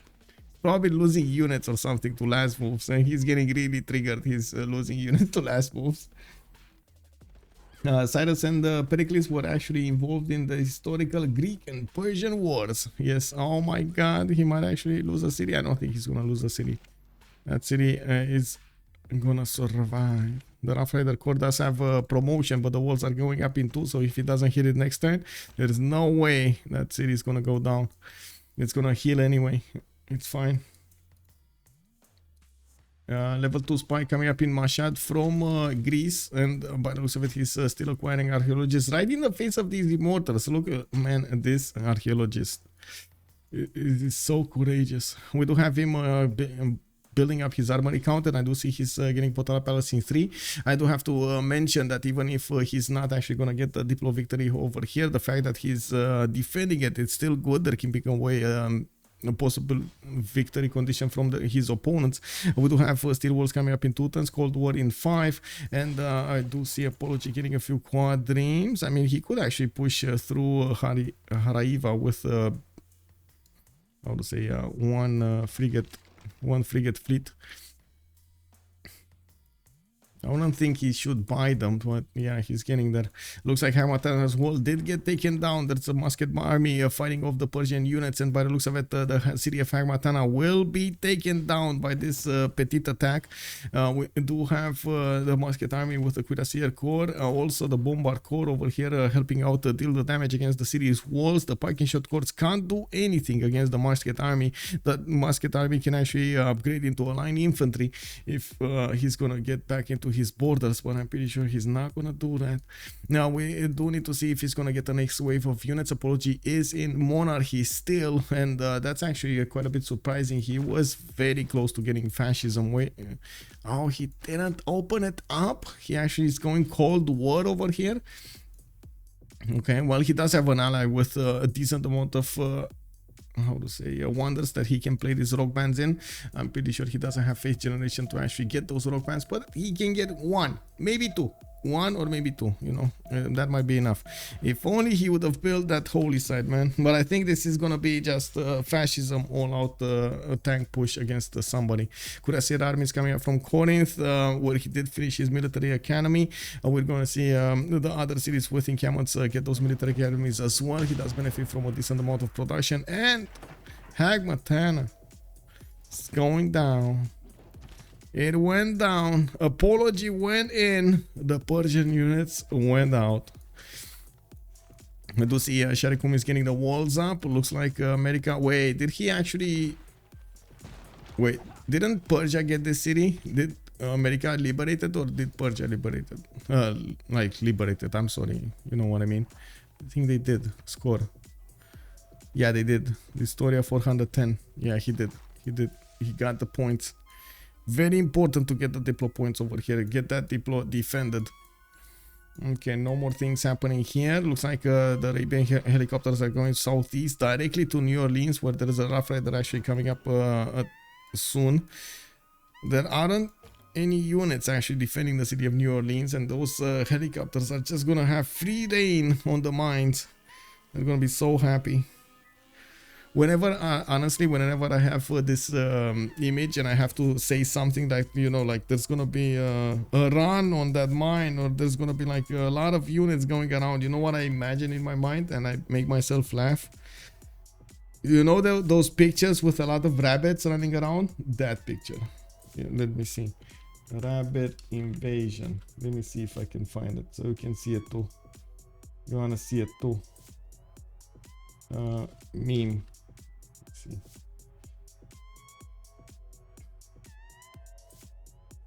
Oh my god, no. Why are you... What is this freaky cartoon, bad cartoon? Anyway, America took it before the Corsair push. Yeah. Okay, let me see. Rabbit invasion. What is this bad cartoon, man? Oh my god, the meme has been overtaken by very bad images from a bad cartoon. Oh no. Okay. Running.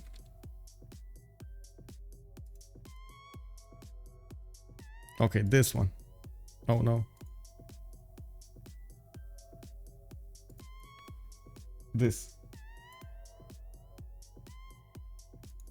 This one. This is what I imagine in my mind. Woo! Everywhere you see units running everywhere, pillaging, eating, getting those carrots out of the ground, taking all of it, taking everything. Yeah, so let's see speedrun deals. It should be Nader. Oh, okay. Okay, so there we go. We got the first helicopter started in. America did upgrade one tank for the strength of his cities, and we do see these helicopters are gonna have a hard time actually pushing through the steel walls. I'm pretty sure they're trying to get as much gold as possible. For something, we're going to see if that's actually going to help anything. We do have also Gabzou needing to defend himself against Persia from the east. These rough riders are way too strong for those caps to actually be pushed through, and we do see tanks are coming in from his side. I'm actually quite curious if they're going to have the gold to give to Gabzou to upgrade something. We do see Ptitpascal coming up with 609 gold per turn, 315 science. He did manage to overtake Saladin in the science screen, but not in the total tab. Alexis Krempp still has 9,246 science acquired from the beginning of the game, while Ptitpascal is only on 64-67. Okay, only on 180 favor. Yes. No, I'm pretty sure it was Persia that got the Diplo favor there. Not, sorry, not America. America just killed the city, so it doesn't get anymore. He got annoyed. He really got annoyed. I think there's a big question what England is going to do here, and I do see him getting quite a few of these units to the northeast. He is building up his encampment count. I do see 1, 2, 3, 4 encampments coming out from his cities, and looking at his, let's see, happiness level, he's still at the content level before actually worrying anybody. Okay, we're going to need to see if he's going to maintain this. He did manage to also get to 711 production per turn. Still not making as much production as the enemy team combined, trying to get Forbidden City, and I do see him benefiting from Filippo, Bruno, and Lesky. We do have quite a few trade routes between him and his ally over here on the west side, and I'm pretty sure he's gonna need to upgrade these roads into those railroads. I do also notice Apology did start to trade with him through the south, through the city of Sunderland, which well, is not benefiting from Arena. We do have Potala Palace finishing up next time from Eritrea, and of course we're coming up close to the next World Congress. 7 turns to go, or 6 turns to go until we're gonna see that Congress. Let's actually take a look over here. Points 13 out of 20. He's gonna be on 13 out of 20, so they can minus him down and he can minus himself down, and it's gonna be minus 1 point. So he's gonna be on like on 12 out of 20, and maybe he gets lucky with the other ones, or at least one other one, so he stays stable. And we do have Arabia getting those helicopters to pillage of the mines and the tiles of America. By the looks of it, these helicopters are very hard to stop. These American tanks can actually attack into them if they would be just enough in numbers. Looks like he's going to need some support help from his allies over here, but I think one helicopter can be taken down actually this turn. No, the tank doesn't have movement. Oh, I see. That's a bit unfortunate. And does he have 2 tanks to attack into this? No. This one can attack. That's it. Kick. Oh well, it is what it is. Big kick.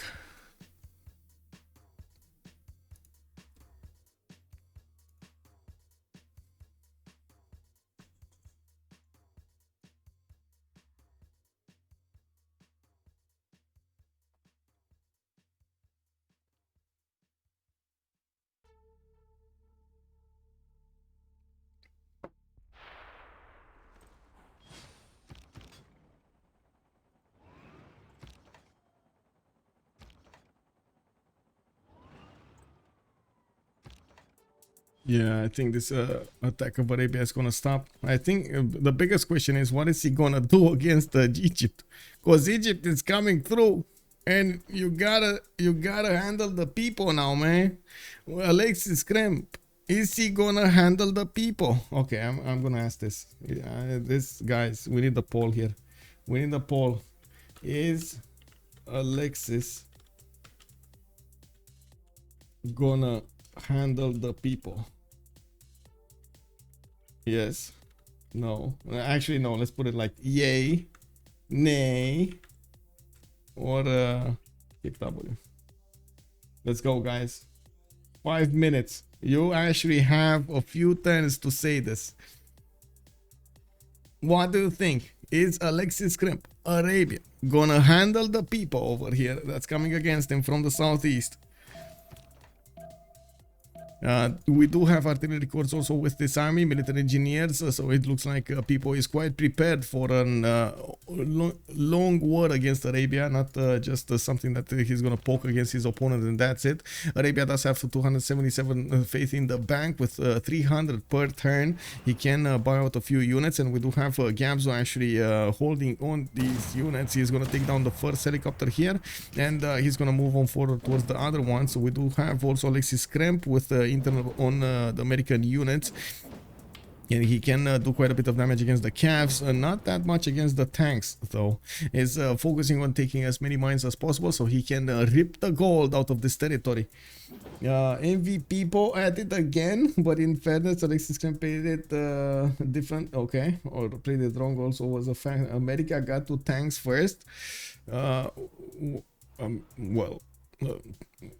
First can assume, because I mean helicopters do come after tanks. Yeah, we do have him getting 2 tanks, which is correct, yes. We do have to see if Pipo is going to manage to storm the territory of Arabia. There aren't that many units available for Arabia to use, and he's trying to buy out a few Pike and Shock cords, and not going to help that much. We do need to see if he did manage to finish his religion. Yes, he did. Stewardship and Holy Waters is going to get increased healing in the territory, and we do need to see where Pipo is actually going to focus the efforts of the artillery corps. He can actually try to take down Jeddah over here without Arabia able to do anything. Now we do see he's making a line of units against the Arabian tanks, while he's getting a new artillery corps being built over here from his cities. We do see that he's going to harbor also some American units. Oh, he's getting pushed by Mikado. Mikado coming up from the east side with helicopters, and I do see these field cannons are actually not going to stand a chance. These helicopters are going to punch through quite quickly, and these field cannons are going to bite the dust. They're going to turn into dust. Now we do have a wave of dISTORIan field cannons over here going against America, or at least defending against America, while America is very busy handling the defense on the city of New York. It looks like he got quite scared of dISTORIA, but to be honest, it doesn't look like that's that bad. Ptitpascal on almost 400 science, and is that pre-labs? He's getting campus research projects. Okay, he probably wants Einstein. What is England? 141 points at 10. Persia is on 32. Arabia on 20. Yeah, neither Persia or Arabia is going to get this. So it's probably going to be Ptitpascal who's going to get it. Oxford University also coming out from Portsmouth. He does have Filippo to increase that production over there. 6 times for Forbidden City. And of course, Ptitpascal is going to be a force to reckon with in the next part of the game. I'm pretty sure we're going to see, well, we should see actually jet bombers coming out from him. Yes, it is going to be annoying. He's going to need to build all of that infrastructure to actually destroy his opponent, but that is the fastest way that he can do this. Now we do have Egypt also pushing through the Arabian line of defense, getting to wrap around the city of Jeddah over here, also getting to Sana'a. We do see these tank corps of his do a little bit more damage than the Arabian units on the defense, and of course the pike and shot corps are just there to hold tiles, not actually do anything. This map is a mess. Yes. Wow. Only one viewer said yay to Alexis Krempp gonna handle the people. Yeah, people, man. You gotta know. People are strong. Oh my god, Mikado. Mikado going in. Wait, what is this tank doing here with a settler from America? What is this? What is this? Is that another tank underneath there? Kick. Okay, there we go. Okay. Unstack, unstack. Okay, looks like Akhetan is being put under siege. Pipo has a significant problem over here. America did upgrade one tank to actually run out of there. We do have Pipo scrambling to get more units in the south, while yes, he's pushing through his opponent in the north. Of course, China is going to try to take his cities from the south. China doesn't actually have artillery to attack into his opponent properly, while yes, he's going to do a lot of damage against these field cannons. I do see this tank is able to withstand quite a few attacks. We do have the helicopters, just normal helicopters mortars not cored up yet, and they don't do that much damage against the steel walls of Pipo. We do see him sacrificing his tiles though, and the Mikado is ripping apart the territory here for the gold benefits of 1200 gold right now for Mikado.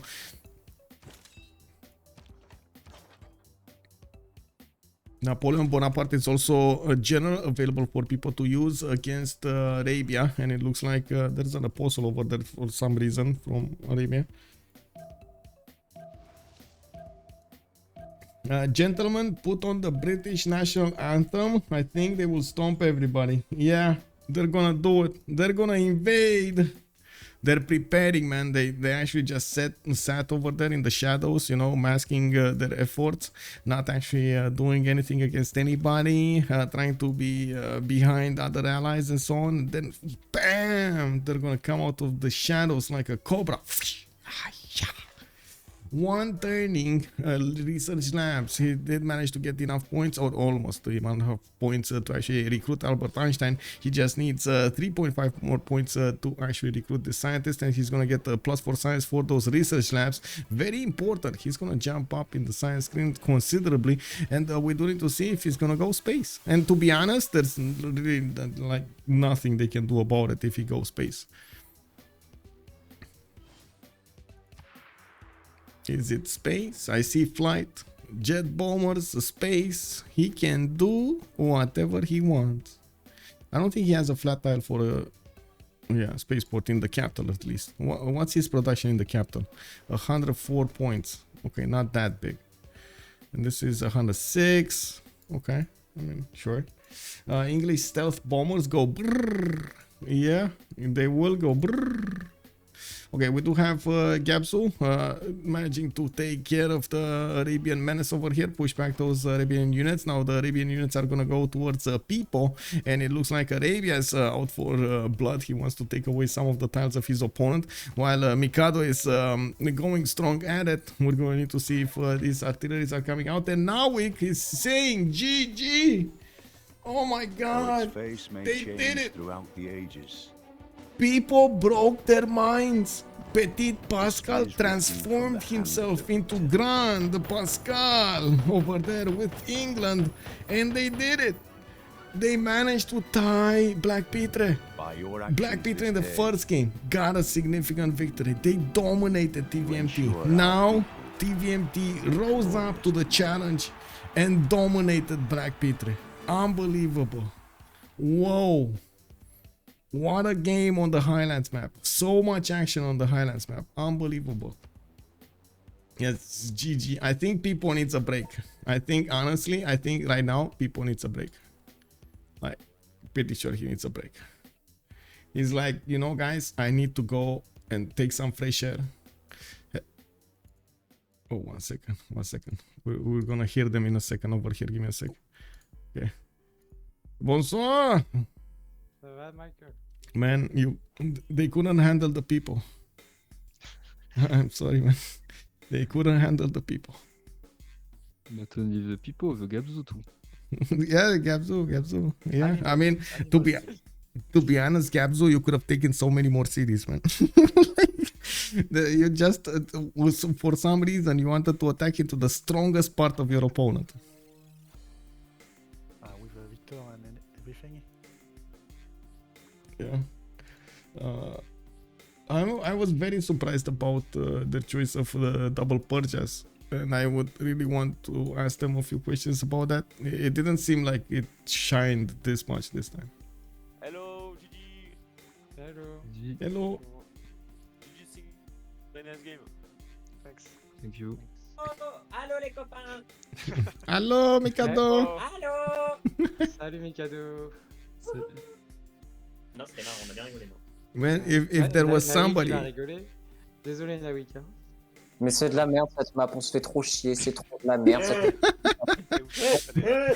What happened, Nawyk? What happened, man? What? Ah, c'était ça ou The map is shit, I don't like the map, but my team forced me to play this. But Nawyk, Mikado just said it was very funny to play this game. What about you? Quoi? Hein? J'ai pas entendu. Est-ce que la game était fun pour toi? Did the game was funny for you? Ouais, ça va, on a bien rigolé en vrai. Hein. Ça, c'était marrant, on a bien rigolé en vrai. T'as rigolé dans la défaite et ça. Non, c'est tout. Ce soir, c'est un jeu de merde, si frère, je veux juste jouer à Rust, moi. Ça tombe bien moi aussi putain, c'est fou, on est connecté là, week-end. C'est moi l'attaque des dinosaures, frère. Non, ça c'est hard. Mais les deux jeux. Putain, mais on a pas de sous, frère. Ah, Pas on très a mal, la compo sans sous. Comment ça, la compo sans Bah, sous c'est pas le problème de la compo. Ah, bah, il y avait un. Vous avez Rough Rider Gorgo. Alexis dans la compo, c'est la compo sans sous. Commencez pas. Commencez pas. Vous avez Rough Rider Gorgo. Un refrader, il a demandé des goals tous les Ouais. putains de tours. Mais on est Ah, d'accord. ouais. On est d'accord. On aurait dû prendre. On a regretté. On voulait pick Dido, Mutesem ou Kublai Shin. Bah, c'est ce Mikado, qu'on a dit, hein. Mikado préférait la Civ Kublai Shin, mais c'était une erreur de draft. On aurait dû prendre Mutesem ou Dido. Bah, on- Vraiment. Mais je pense Bah, pas que ce soit une erreur du draft. c'est C'est d'accord. bien notre draft. En cast, on voyait moins de potentiel dans Kublai Shin que dans un Mutesem. Bah non, mais ouais, UTSM est mieux, mais moi je suis. C'était Enfin, Mutesem, j'aime pas Dido trop, le moi. pick, En mais plus, bon. il y a deux castes, donc pas de problème. Oui, ça, non, mais ça je veux. Pour l'âge d'or, ouais. Non, mais On pensait vraiment que vous alliez prendre ça. Bah, je pense que c'était vraiment mieux dans notre pick. Yeah, I'm sorry about this. They're very excited to talk, and we're both French teams. And yes, we do have a French caster, ma'am. So yeah, they're just like talking in their mother tongue to actually get the messages faster. Enfin, mon spawn est ok. Oh, t'as des rivières. Le rite, Ouais, ouais, mais de je- fertilité, c'est déjà bien. Ah bah c'est ça, bah oui, bah si j'ai parlé de fertilité, par contre ton spawn c'est bon. Ouais, il était Ouais, dur ouais. sans règle, hein. Ah bah c'est Henri qui vient jouer mon spawn je pense. C'est Ah, super, puis overall, super tu t'en bien. sors pas si mal, tu vois, parce que c'était quand même méga box. La ville que pose Pipo en B3, Ah ouais. pas la ville naturelle, c'est pas sa B3 c'est naturelle, il va chercher un peu plus loin, parce qu'elle est mieux. elle a Ah, des c'est retours 5 tours de la map, settle, hein. Oh, C'est 5 Ouais. tours, hein, donc en fait. oh, il avait une Deux- strength. deux doigts de se trois faire tours de sniper plus sans que colon. celle qui est plus proche, mais surtout, bah, ça te met une meilleure ville, et puis Mikado, il est turbo box. Moi elle est perdue à cause de ça ma game. Genre je suis pas vraiment projeté sur du sim, mais en plus tu me mets une pression assez rapide, donc derrière je commence à faire des poneys et je commence à être mal dans ma game, tu vois. Genre là, derrière. J'ai fait un char Mariano, Mikado. Ouais bah je sais. Ouais bah ouais mais bon, Ouais. en fait t'as fait un char Mariano et t'as remonté de 32 militaires.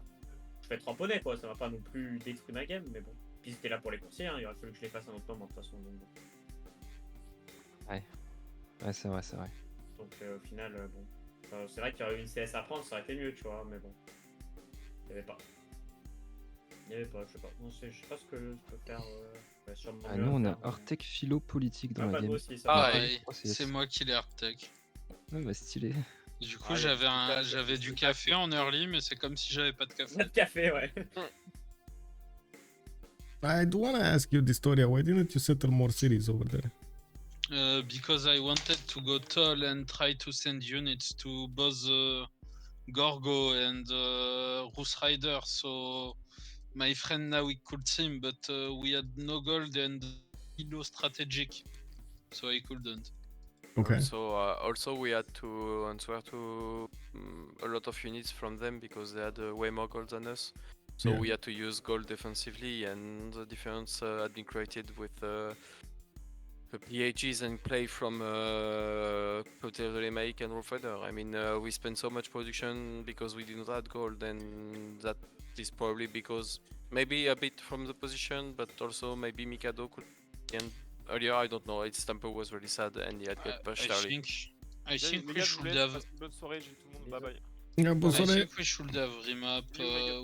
Bye bye. We was Yes. knowing about there was someone between us Probably. Yeah, no. with the first meet of continent for Rus Rider. So we don't know who it was, but and your position wasn't really good. I mean, He was okay with thinking we have naval trading, so. we thought we had naval trading really faster, but And thinking I can settle more. I mean, we knew that someone were on the continent of America because Nawyk didn't get the +4 on red continent, and we saw that my continent wasn't red, so we knew that there was someone there, and we should have remap, guessing it will be a tough game with someone in the middle of 3 of us. I mean, if Rough-Rider is far left, dISTORIA and Nawyk can team up, and it's a much easier game. I mean, if it's Victoria there, they remap, but Yes. Yes. we can't know. They have two people with free sim and we don't have any. That's the point. Well, one, because I only mean, England no. didn't get pushed. Greece was getting pushed, or it got pushed a little bit by dISTORIA. Yeah, but for Immortal. Yeah, Yeah. for him. I mean, it's Oh, kind of man. free sim at this point. Nawyk is very mad. I'm so sorry, man. Calm down, bro. Call 911. Yeah. Alexis gonna disappear this night. J'ai eu peur que tu viennes direct Immortal. On ne dit pas si loin. Ouais. En fait, j'ai été sur le fer, mais j'avais 0 fer. Ah, ok. Du coup, j'ai dû attendre qu'il arrive, quoi. Ouais. Genre, mon seul fer était ring 3 de ma cap. Ok. Parce que du coup, j'étais à un tour des campements, j'attendais de voir si tu tech le faire ou pas. Du coup, je posais 2 platco, des campus. Ouais, t'as discount après. Et j'ai fait un ping à l'interne pour essayer d'avoir de la science et pouvoir faire avec les boosts d'Alexis en plus. Mais vu qu'on n'avait pas de gold, y a pas de timing. Hein. Ouais. Ouais, c'est ce And qu'on we s'est do dit, free la game, normal hein. age, so Qu'on No, s'est dit, Dark Age. yeah, for me. 2 dark Quête. age and 1 normal age. Dark Age double card. Isolationism and plus 5. Worth it. C'est ce qu'on s'est dit qu'il fallait vous mettre de la pression sur toute la game comme ça. La DSC Gold. Bah, c'est vrai, c'est ça. Au final, je suis Bah, encore que sur civil, moi.